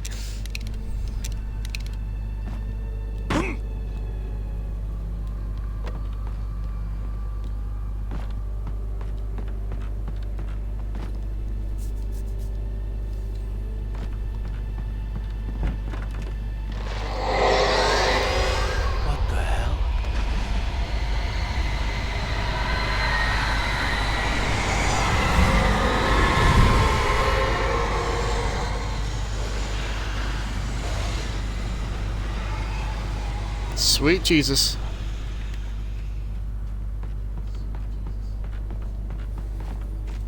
And everything that's holy.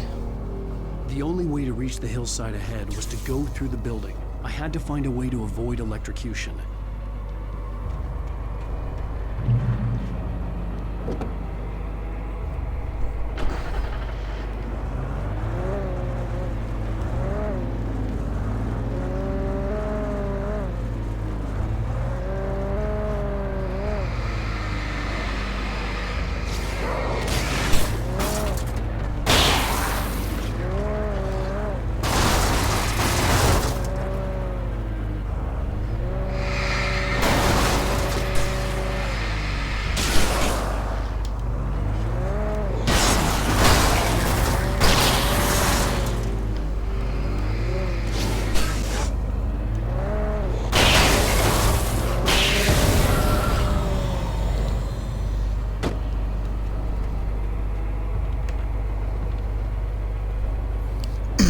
Yeah, you're still on. Yeah, just about. Just about.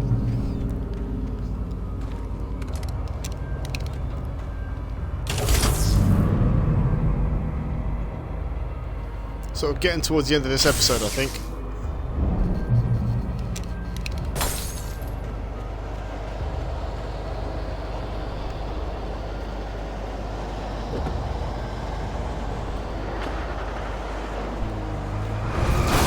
Oh, crap.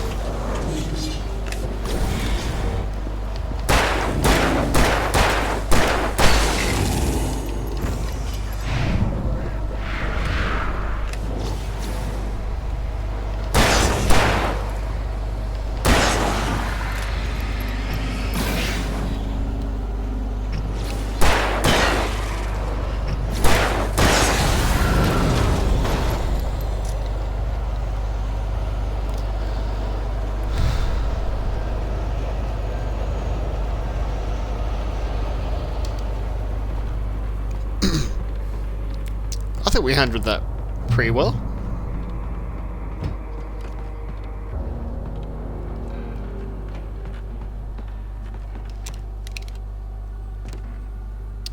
Valet is aggressive, headbutting me. Is that because you're ignoring him by any chance? Or not stroking him enough? Jeez!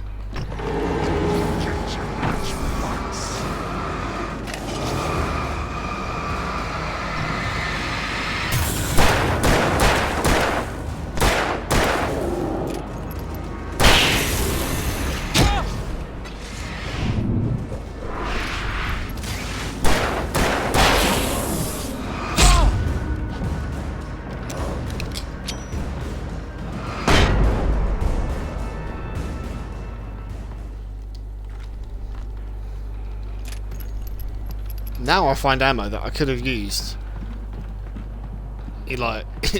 during that fight, not after.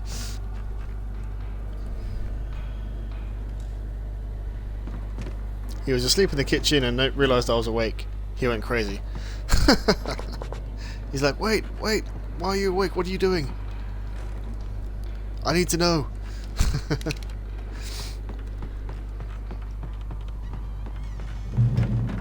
I need to know what you're doing 24/7.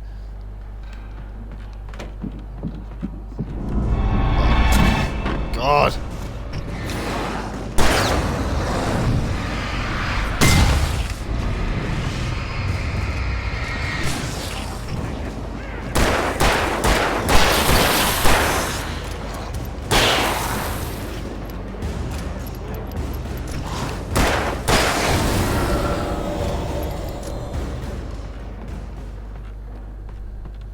Trust no one in the dark. Well, yeah, I kind of gathered that.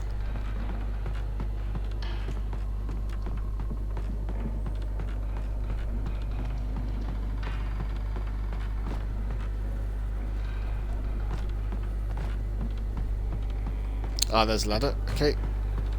Here we go. That's him. Yeah, my cat's pretty much the same, you know. If you ignore him, then he's like, hey, I am here, you know.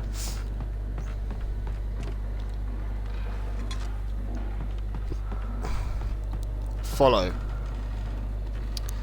Well, don't have much of a choice, do we? Some of the Taken retained echoes of their former selves, but these were just the nerve twitches of a dead thing. Nothing remained but a shell covered and filled with darkness. In most cases, these puppets were enough for the purposes of the Dark Presence. But for anything more elaborate, as with the writer, it was different. It needed his mind. And so rather than taking him over completely, it merely touched him.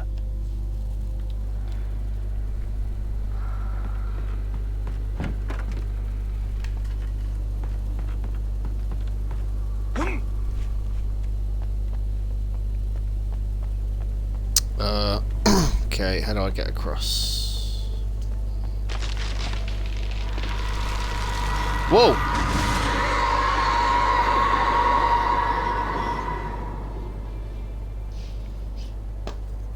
Surely that should have, like, broke the fence.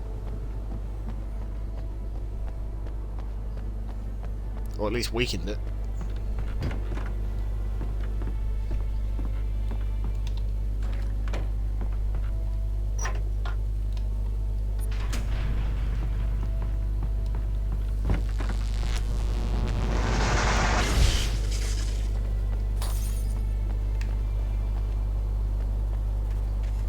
There was no way the flashbang grenades were standard power company equipment. Nope, not by a long shot.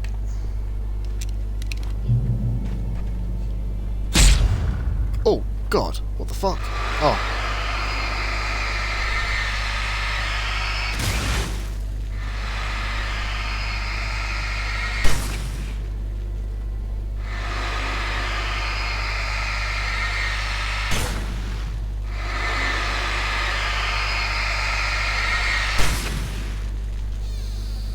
Okay.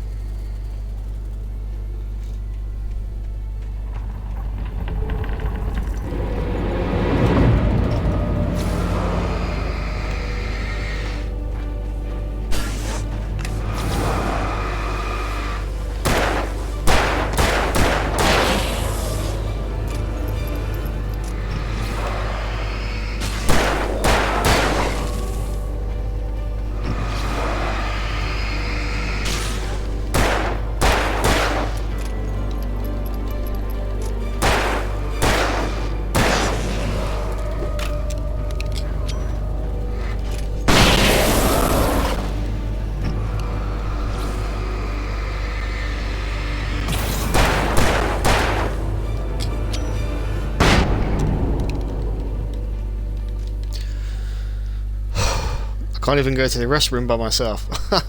I know. If I go into my toilet and leave the door open just a little bit, like one of my cats will just push it open, wanting to see what I'm doing. I'm like, do you mind? Like, can you just fuck off for 2 minutes?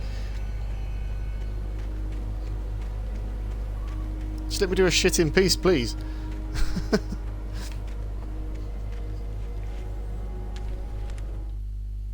I stared through the bars of the jail cell. Barry stood behind me, swaying on his feet, looking as ill as I felt. Agent Nightingale stood on the other side of the bars with Sheriff Breaker. Nightingale had a stack of manuscript pages in his hand. He seemed unhinged as he gloated. Well, I've got you now, Raymond Chandler. It's all here. All the evidence, including conspiracy to murder a federal agent. Okay. All this that we're reading, it hasn't happened yet, but I'm sure it is going to. But does that mean that the FBI agent catches us? There's that yellow paint again, which means there's a supply cache here somewhere.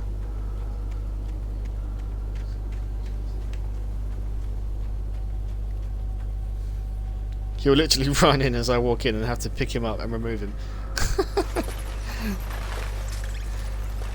I would love to meet your cats, but just to experience their craziness.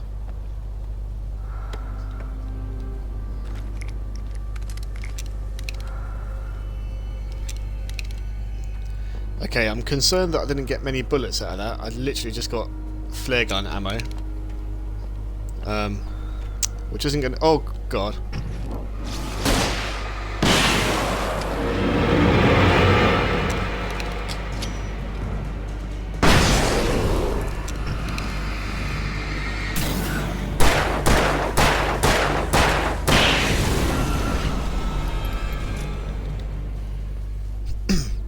As I was saying, I didn't find many bullets in that cache, which is very, very annoying, because I'm now down to my last 3.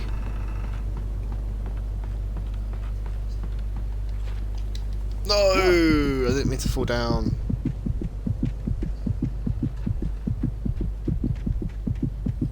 The fucking... I think he got caught on something, so when I jumped, he got held back by something that I got caught on. Novak and Vala would not leave you alone. They love new people. Bless them. Now I want to meet them even more. Don't fall down again, please.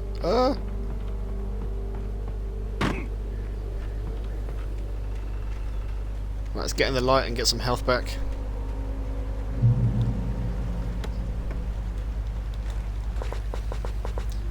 And we got a bit more ammo, which I was just moaning about, so they obviously heard my prayers.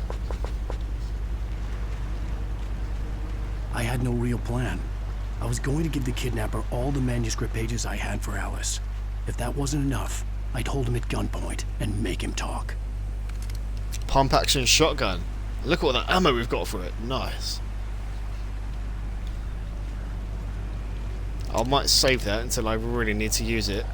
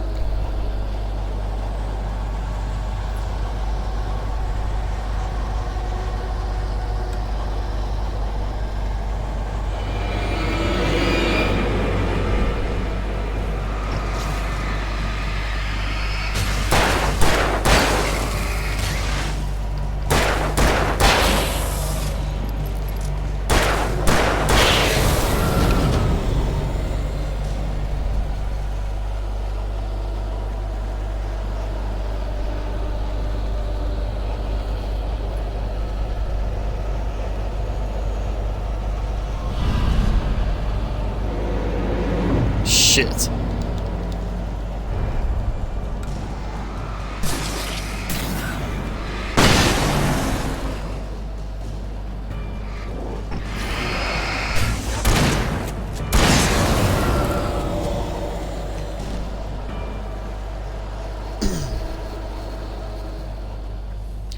So I've just got an achievement for killing 4 Taken with a single flashbang, which I'm happy about.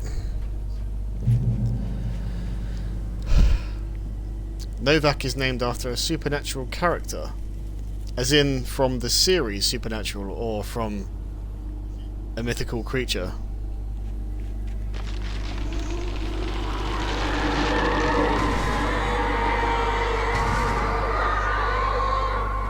The dark presence was moving ahead of me in the same direction I was going. A cold feeling settled itself in the pit of my stomach. Was it going for Alice? I fucking hope not, can you imagine? Speak of the devil, and the cat should arrive.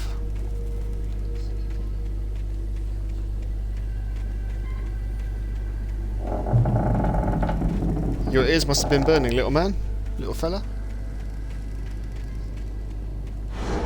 The graveyard shift may cause cancer.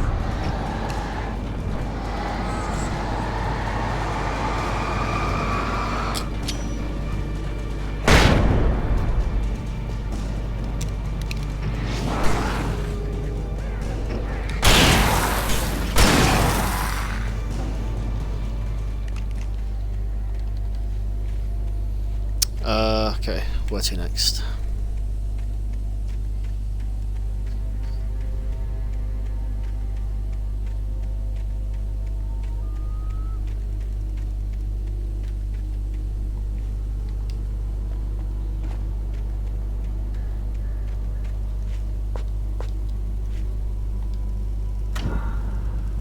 That'll do. Let there be light.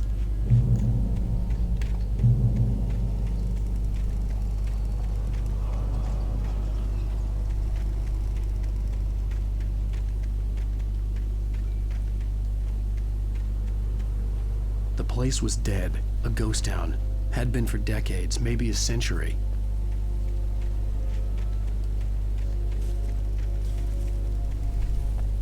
So quite a long time then.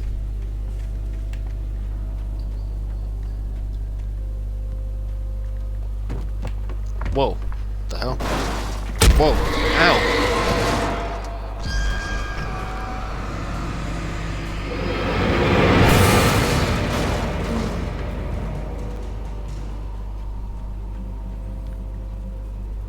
Stops 20 inanimate objects animating. Okay. Just got an achievement for that as well. Yes, the character is Jimmy Novak. Oh, okay. I've not watched it, so I wouldn't know.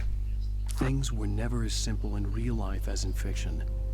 I had lost count of the times I had wished there'd be a clear reason for my writer's block. Something to fight. Something to lash out on. There wasn't. I was filled with doubt. I was nothing like the hero in my books. Alex Casey had gone through his life with single-minded determination, never wavering from his goal. Even now, I was angry at myself, angry at Alice, angry at Barry. I was fumbling and I had no plan.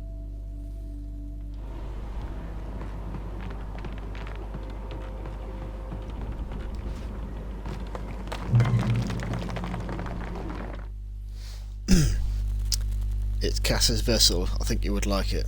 Okay. Yeah, there's a lot of shows that I thought, you know, might be worth giving a go, but there's so much on TV now. So many things to watch. It's just hard what to start watching and what to leave for another day. Right now I'm going through a Star Trek period where I'm watching all of the Next Generation episodes. But, right, I'm going to go to the toilet real quick, guys, because I'm busting, and I'll be right back.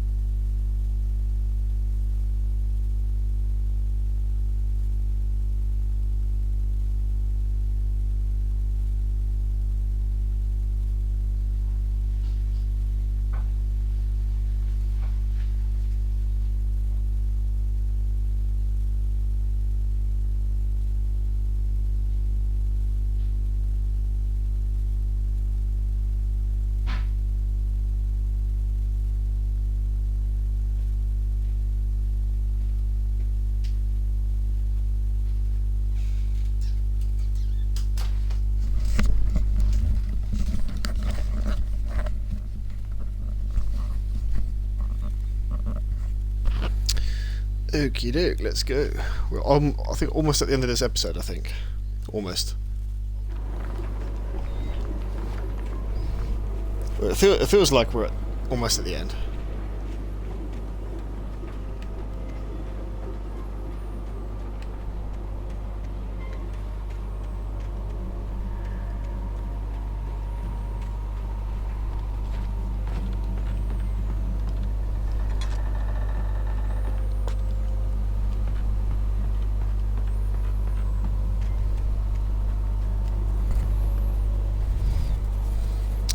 You must stay on all night. Oh, do you know what? I wish I could. I really wish I could. I could actually, technically, but I've got work tomorrow in the afternoon. So that wouldn't do my effectiveness at my job any good if I tried. Especially since I drive for a living, so that might be a bit dangerous.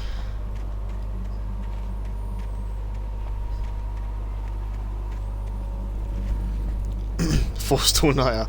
Do you know what? If you guys literally spammed me with subs and bits, then I would be severely tempted, but even then I couldn't guarantee it. If the chat was just spamming subscriptions and bits, then maybe.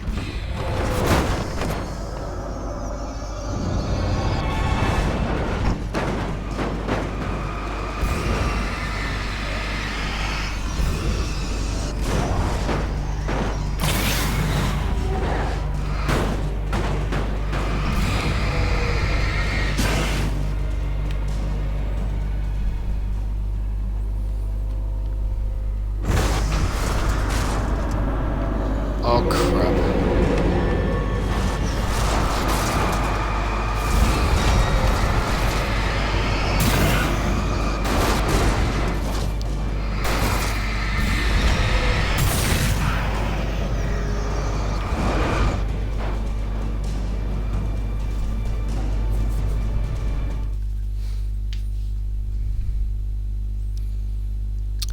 I'll be running shortly, then once Pagan wakes up, it's Halo campaign for us. Okay man, no worries, you do what you gotta do. As I say, we're almost at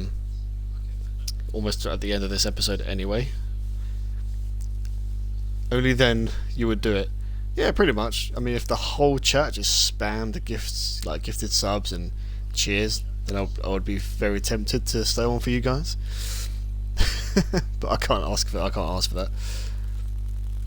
It's not becoming of me to ask for such things. What if I spam with cute cats? Nah, it's just not the same, is it really? I can't spend spams with cute cats.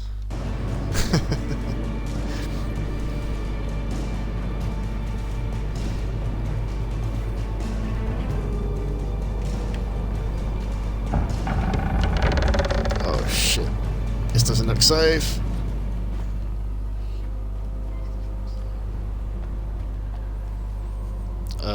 Okay, go up here.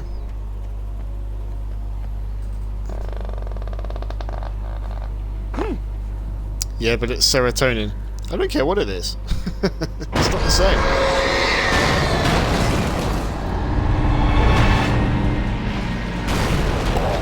Fuck.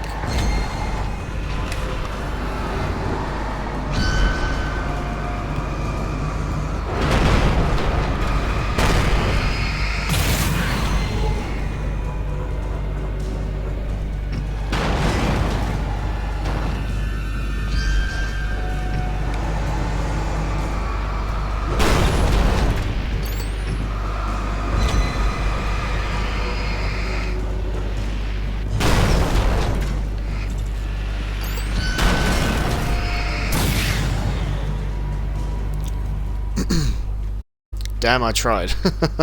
Yeah, you tried, but yeah. I'll give you full credit for trying there.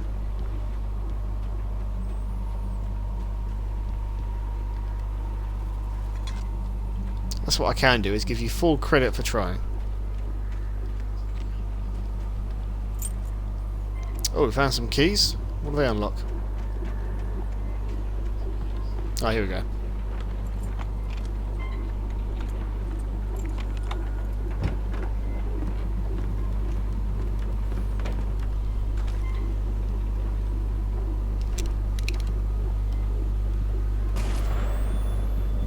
Anything outside of writing is a struggle. I feel ill. I managed to make my way downstairs. There's a shoebox filled with books and papers by Thomas Zane. It's very hard to focus, but I managed to read some of it. He's a poet, and a good one. He writes of muses and creators summoning fabulous things from a magic lake, using his powers to shape the world of a realm of gods and dreams and demons, dark things that wait for a chance to slip through, wearing the flesh of men as disguise. Zane writes about himself, his girlfriend being taken over by a dark presence, about growing scared of the lake. Zane believes it's a mirror to the gaping void of darkness above, where some Lovecraftian presence lurks. I crawl back upstairs. I'll borrow these things for my story. They ring true. They fit. Yeah. Oh, Sticky, thank you so much for that tier 1. You didn't have to. I wasn't trying to, like, goad you into doing it. But I know you said, you know, you just wanted to. But I really do appreciate that. Thank you so much. I love all that support, man. It just makes me feel so good that I do this for a reason. And that's just to please you guys, give you something to watch. No, you've been wanting to. Oh, well, as I say, I do appreciate that a lot. And here's to many more in the future.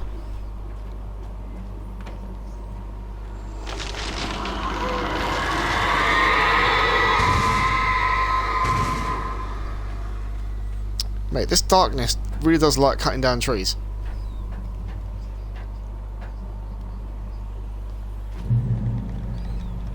But yeah, I'll do my best to provide a lot of good content and amazing content for you in your first subbed month. I will do my best for you in that sense. Oh, more yellow paint. Here we go. The kidnapper had sent me a text. The message was full of spelling errors and insults. It was telling me to hurry up. Spelling mistakes and insults, wow. You already do, that's why I subbed. Oh, well. Yeah, I can't thank you enough then for doing that. You're amazing. You're amazing!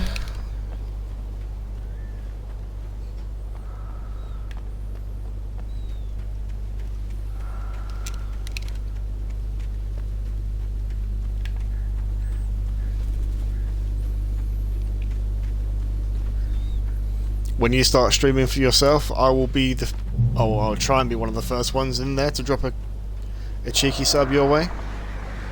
Birds.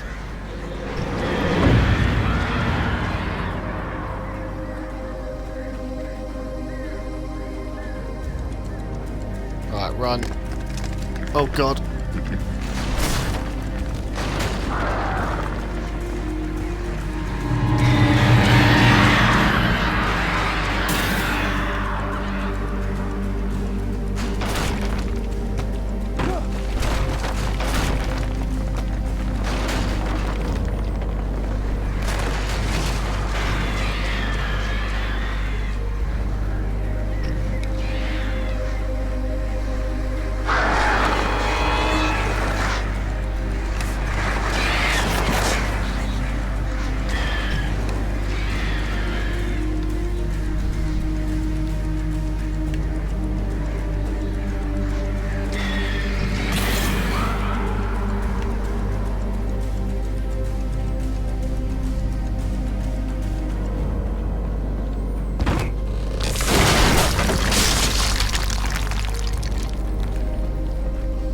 Damn.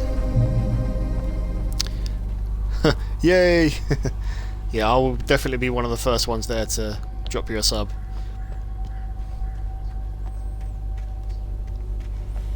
And I know gifted subs do cost as well, but like if any of you guys really feel like you have to that you want to give that kind of support as well, then that'll just be treasured forever. Like I would not be able to express how much that would make me feel, you know, inside. That would just make me feel so good. Oh, hello.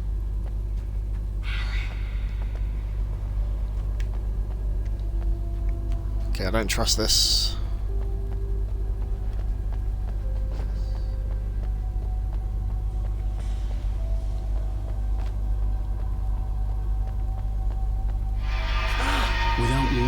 headache stabbed at my brain. Yeah, that was creepy. 100% that was creepy.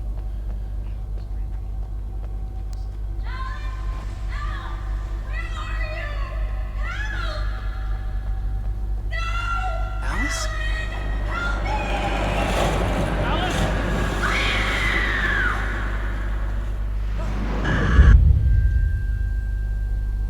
I'm losing it. I gotta get out of here. There's a page.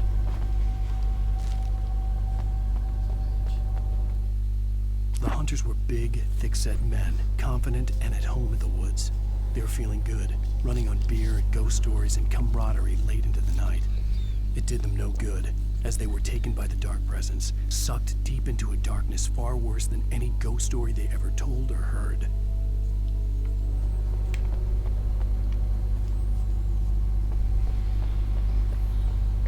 So that means we're going to be fighting some big dudes then.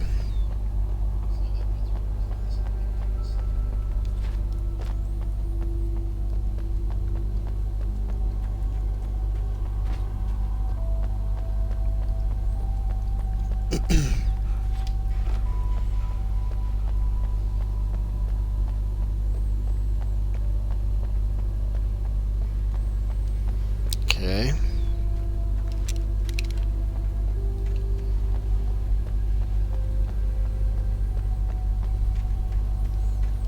It's a good thing I'm wearing my shitting pants because I think I'm about to do some shitting.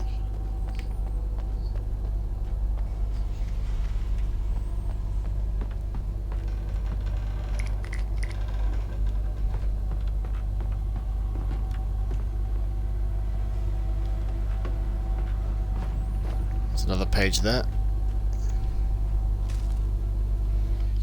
Even behind the closed doors and curtains of his grimy room at the Majestic, the local motel, Nightingale could feel the locals' eyes on him, the unrelenting pressure of their judgment. He forced it out of his mind. For all he knew, they could all be under Wake's spell already. Do what you have to do to get the job done. He took comfort from the bottle in his hand. Please, he thought, just let me get through this. So, Mr. Nightingale likes to drink on the job, does he? That explains his erratic behaviour.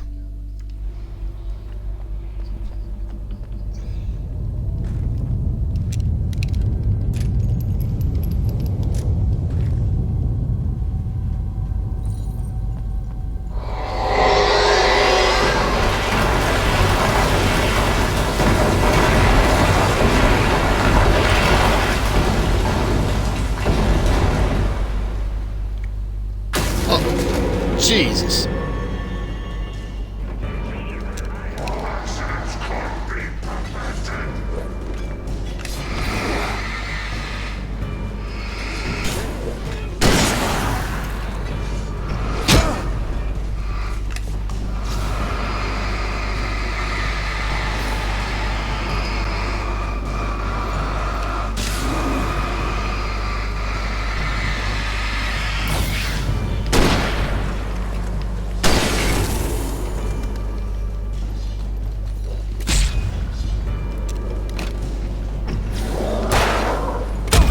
How are you hitting me?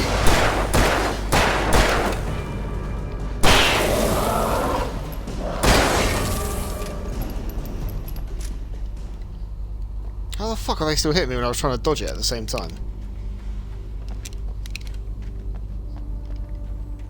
That's so weird.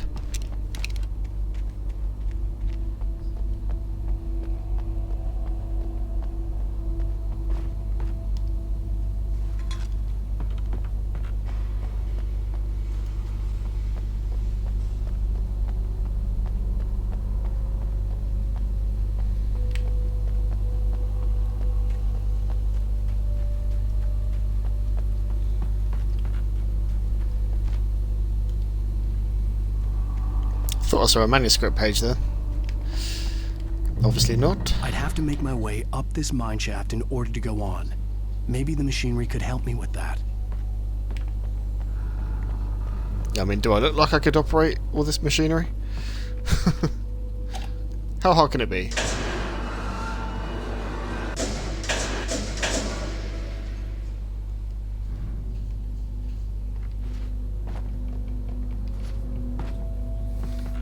No, exactly.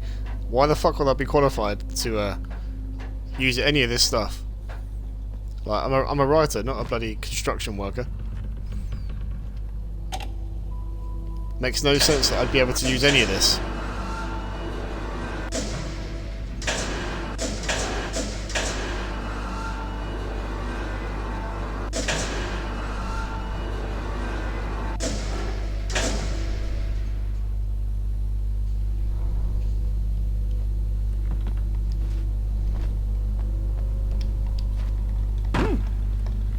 Okay, now it's a little bit of a puzzle here because we've got to turn one of these on before we do something else. Hold on.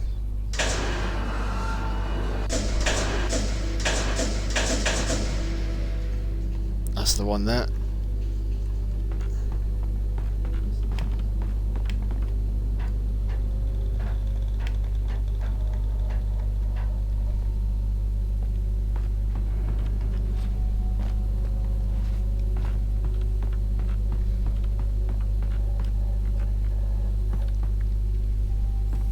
Now I need... Okay, yeah, this is where I need to drop this ladder down, that's it. It's all coming back to me now. Excuse me, sir, but do you have a permit to operate that? Yeah, just let me get it out of my pocket. Bang! There's my permit. You just saw a spider fly through the sky? Nope.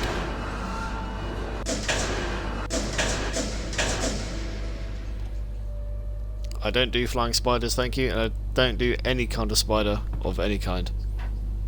No, thank you.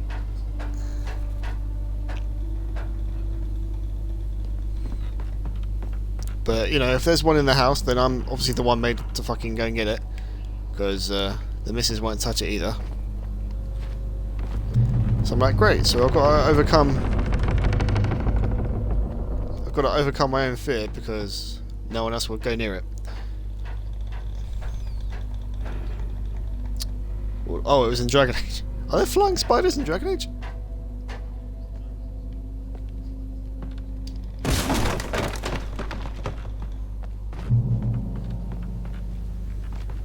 I didn't know there was flying spiders.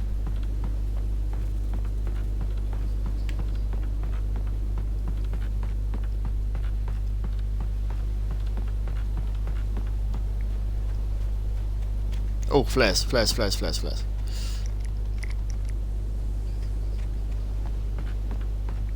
And there's a ladder up here. Very nice, very nice. Hopefully there's a page up here. Yay, I was right. that was a lucky guess, to be fair. I didn't know there would be.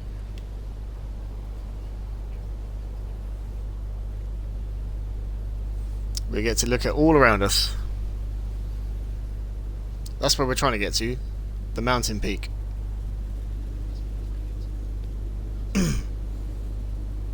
Oh, it glitched. Oh, fuck that. Can you imagine? That's like the worst glitch for me. Lightning flashed behind the windows of Cauldron Lake Lodge. Tor Anderson laughed and held the steel hammer above his head. Nurse Sinclair was trying to calm him down without success. Tor grinned madly and shouted, "My hammer's up.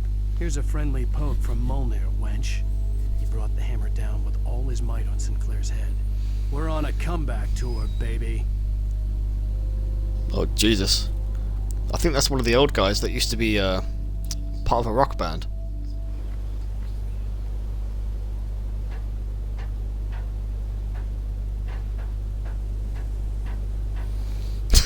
Why are their butts so big? I know. Do you know what? I remember one of the spiders in Dragon Age 2. They called it a monstrous spider because you're walking through a cave and then it just descends right in front of you. And I'm not gonna lie, it's the fucking size of a house.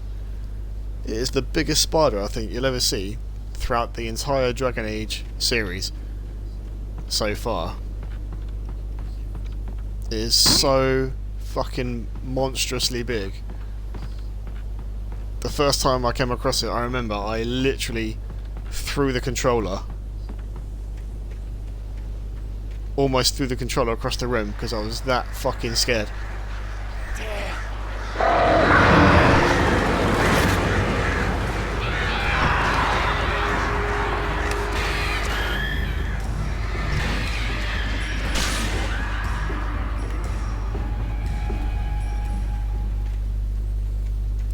That was a random attack by the birds there.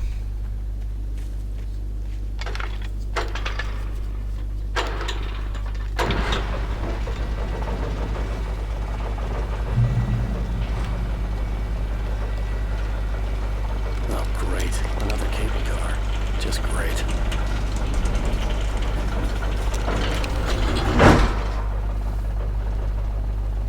Yep, that's all we need.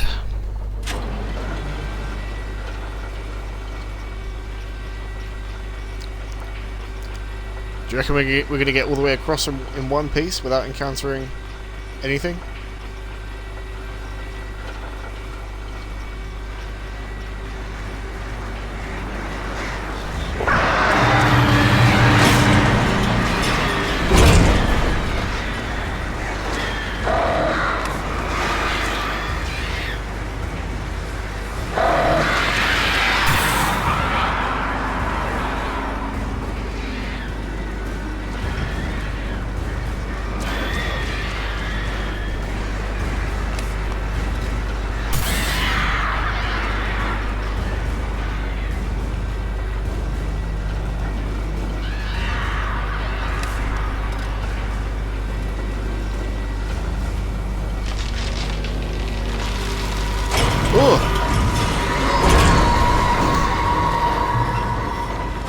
Jesus.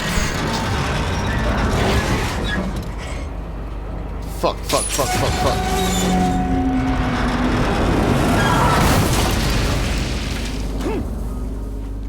Whew. How the fuck did we get out of that one?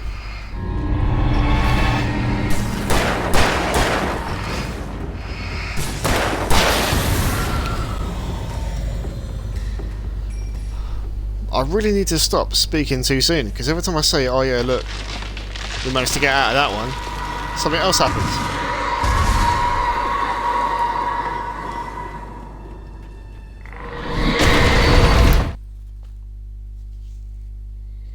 Christ almighty, that's fucking made me jump.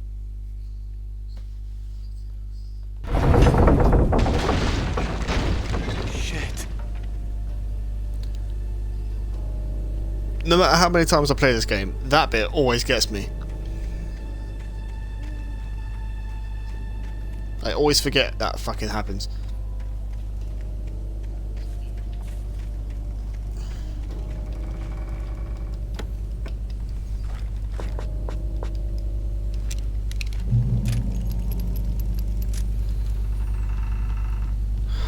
Right.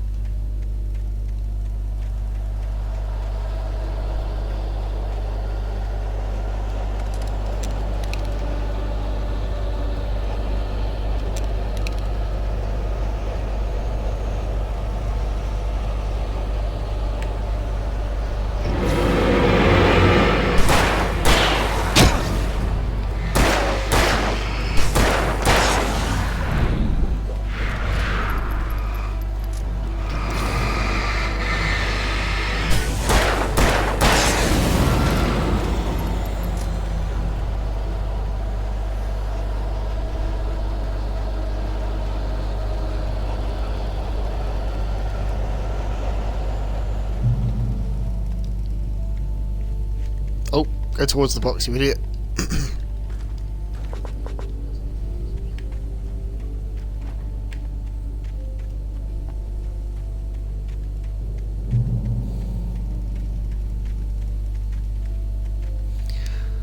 Oh, look at this. I mean, our track record isn't great, and looking at this bridge, I'm not holding my breath. Oh my god.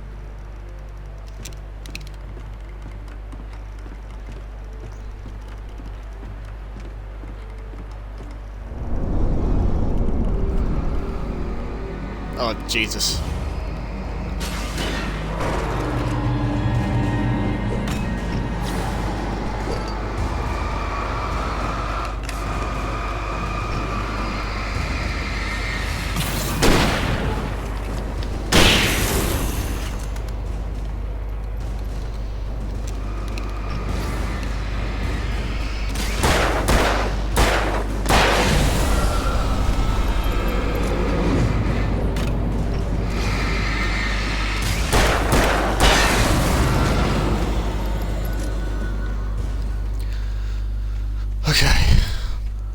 handled that pretty well.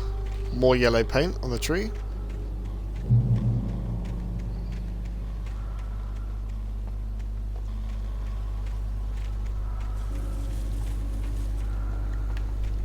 Follow the yellow brick arrows.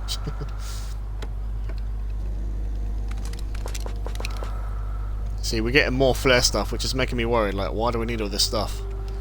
Are we about to encounter something major?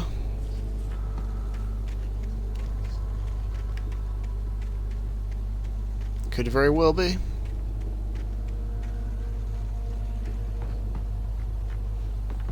There's a page down there. Let's grab that.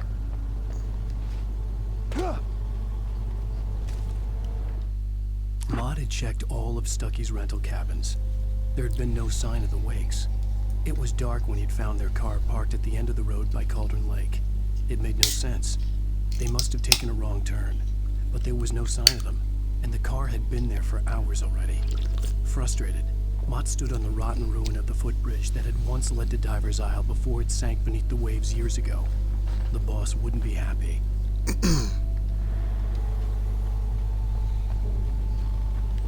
Follow the yellow brick road. Exactly. Exactly. The only thing you can trust in this game is that yellow paint, the arrows, and any light source you find is your best friend. And any guns as well that you find. Or any weapons whatsoever.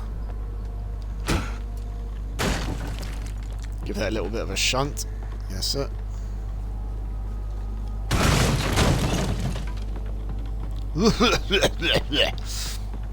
So I just imagine that's what my character would do if it was like real life.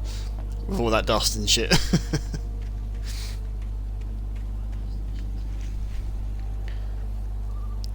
You're one of the munchkins. I could just so picture you playing in the part of a munchkin. That's hilarious.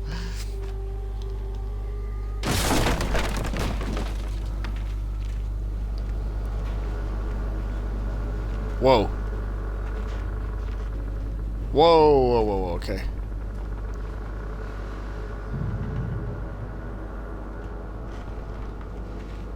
So I miss you, Tom. Tom. I curse you, Thomas Zane. Tom. Did you write this? I miss you, Tom. You talk to me on TV. Wait, what? CW and TZ.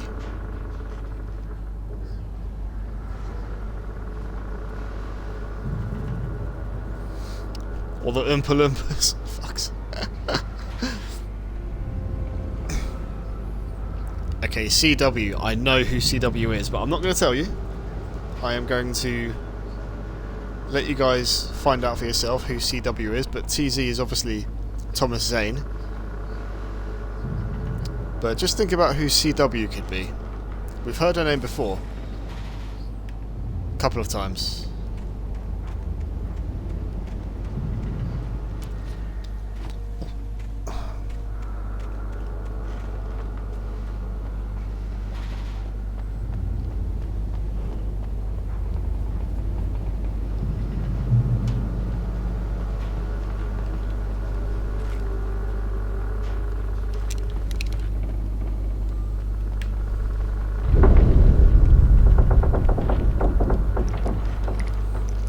I don't think being in this house is a good idea right now.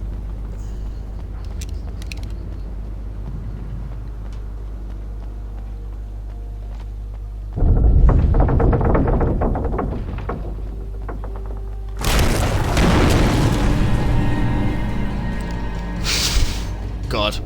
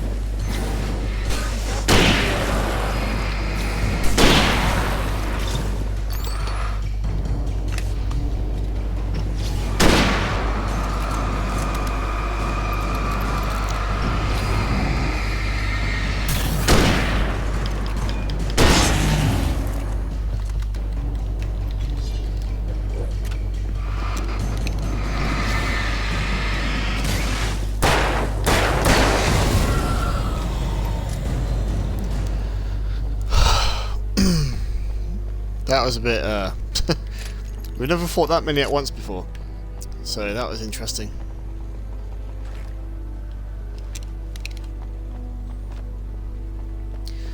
Oh, TK, you're gonna make me use my brain. It's too smooth for that. Sorry. Sometimes you gotta think about things like this. I just want to give you guys a challenge.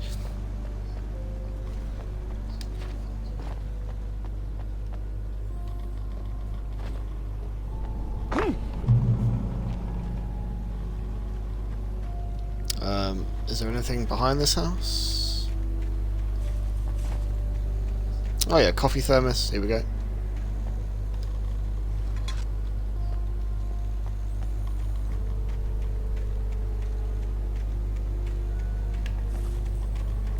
So this episode is obviously a lot longer than the other two that we've played.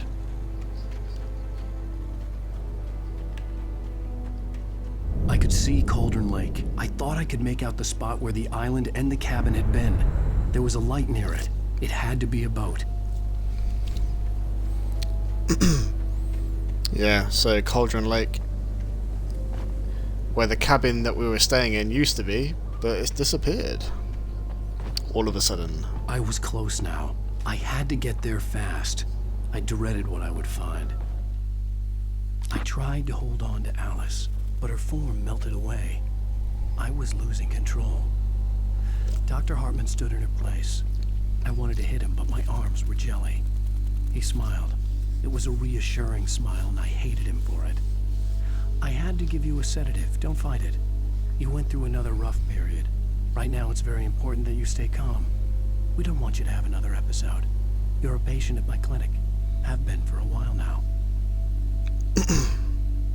Okay. Did you know that the koalas have smooth brains? What do you mean by smooth brain? What does smooth mean in that sense? Oh, is that the doctor's nut house over there? I see a building in the distance. Maybe that's where the doctor operates from. Wait! Are you? Wait! Hey, I'm here! I'm coming! No! Get away! Sorry. Please, leave! The boss didn't know who he was messing with. I didn't know. I swear, I didn't know. We don't have his wife. We don't know where she is. She's probably drowned. We just said we... What do you mean you don't have my wife?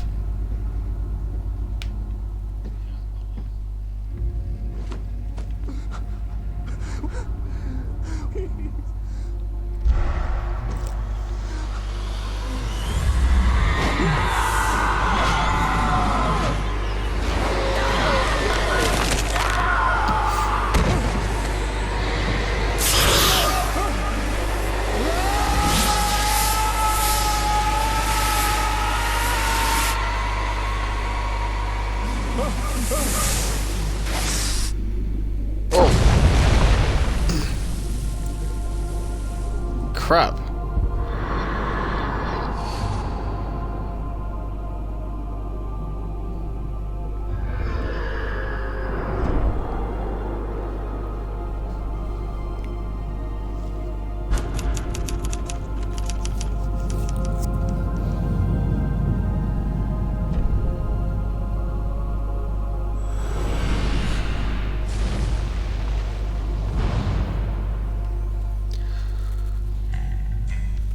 That is the end of the episode then, guys. Woo!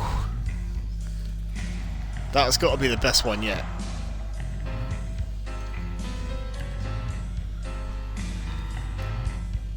So it's... Wait, what? They don't have the bumps in their brain that store information. Oh, right.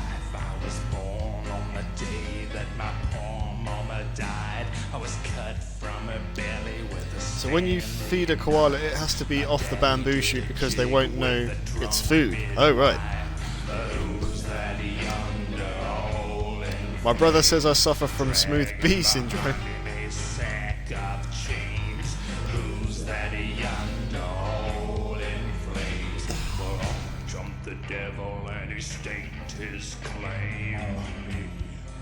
Oh. Ooh, I am tired after all that.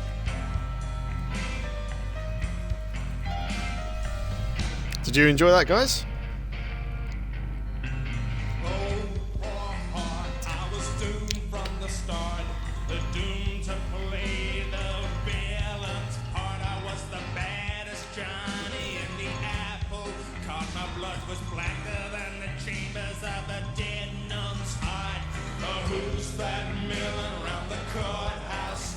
Yeah, it is almost midnight for me, you're right, yeah.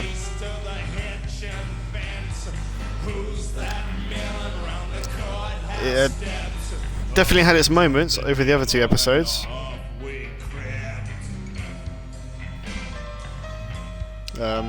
So yeah, it definitely had its scary moments. Right, so I'm going to press B to skip, and then it's going to tell you what's coming up in the next episode. Previously on Alan Wake, I'm hunted by the law. Sheriff, Wake's running.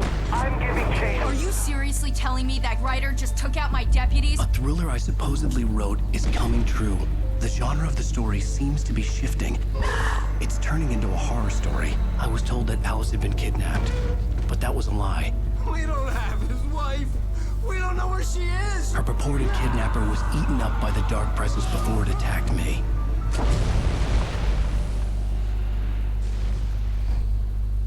Episode 4, The Truth. Alan, shh, baby. It was just a nightmare. Oh, so lucky I paused it at this bit, because, do you know what, I think I'm going to let this play, because when I go back to start the game again next time, we're not going to see this, so I'm going to let this bit play, and the first chance I get, when I can move my guy around, is I'm going to pause it and end it there. So we'll watch this bit, and then that will be that. There you go, Alan. Hartman, I fell. I had to give you a sedative. Don't fight it. You went through another rough period. What? Right now, it's very important that you stay calm. We don't want you to have another episode. You're a patient at my clinic. Have been for a while now. The shock of your wife's death triggered a mental illness. No, you lie. You're suffering from various symptoms of undifferentiated schizophrenia. Bastard. It's okay, Alan. Just let go.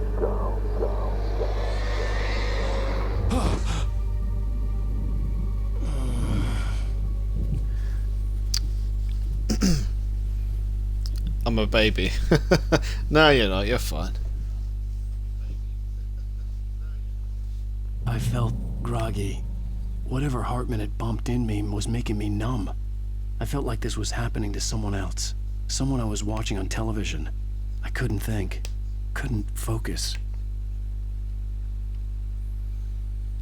Okay. And this is where we're going to end it there, guys. So that was good. Can't wait for the next one. Should be... I mean, I'm working tomorrow. Late shift again, so whatever time I finish and come back, if it's not too late, then I will be doing another one. So that'll be episode 4, and then I know there's 6 altogether, so we're halfway through the game at the moment. We're just at the halfway mark. So yeah, I hope you guys have enjoyed. Thank you to everyone that was here. Thanks to Token, thanks to Sticky, thanks to Kim who was lurking. Mate, I really don't hope I haven't forgot. Thanks to N7 who popped in for a bit, N7 Steph. I'm literally scrolling up so I don't miss anyone, to see if I don't miss anybody. If I have missed anyone, I am terribly sorry. I think I got everybody. So yeah, and thanks to everyone else that might have been watching that didn't comment. You know, you're more than welcome to, you know, comment in the chat. We're not going to eat you. People here are very nice and friendly.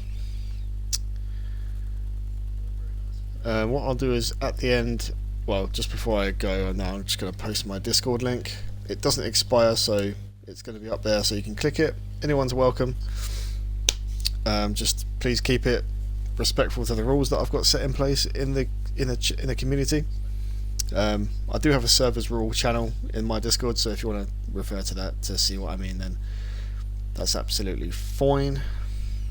But apart from that, guys, it's all about having fun, getting to know each other, and having a good time.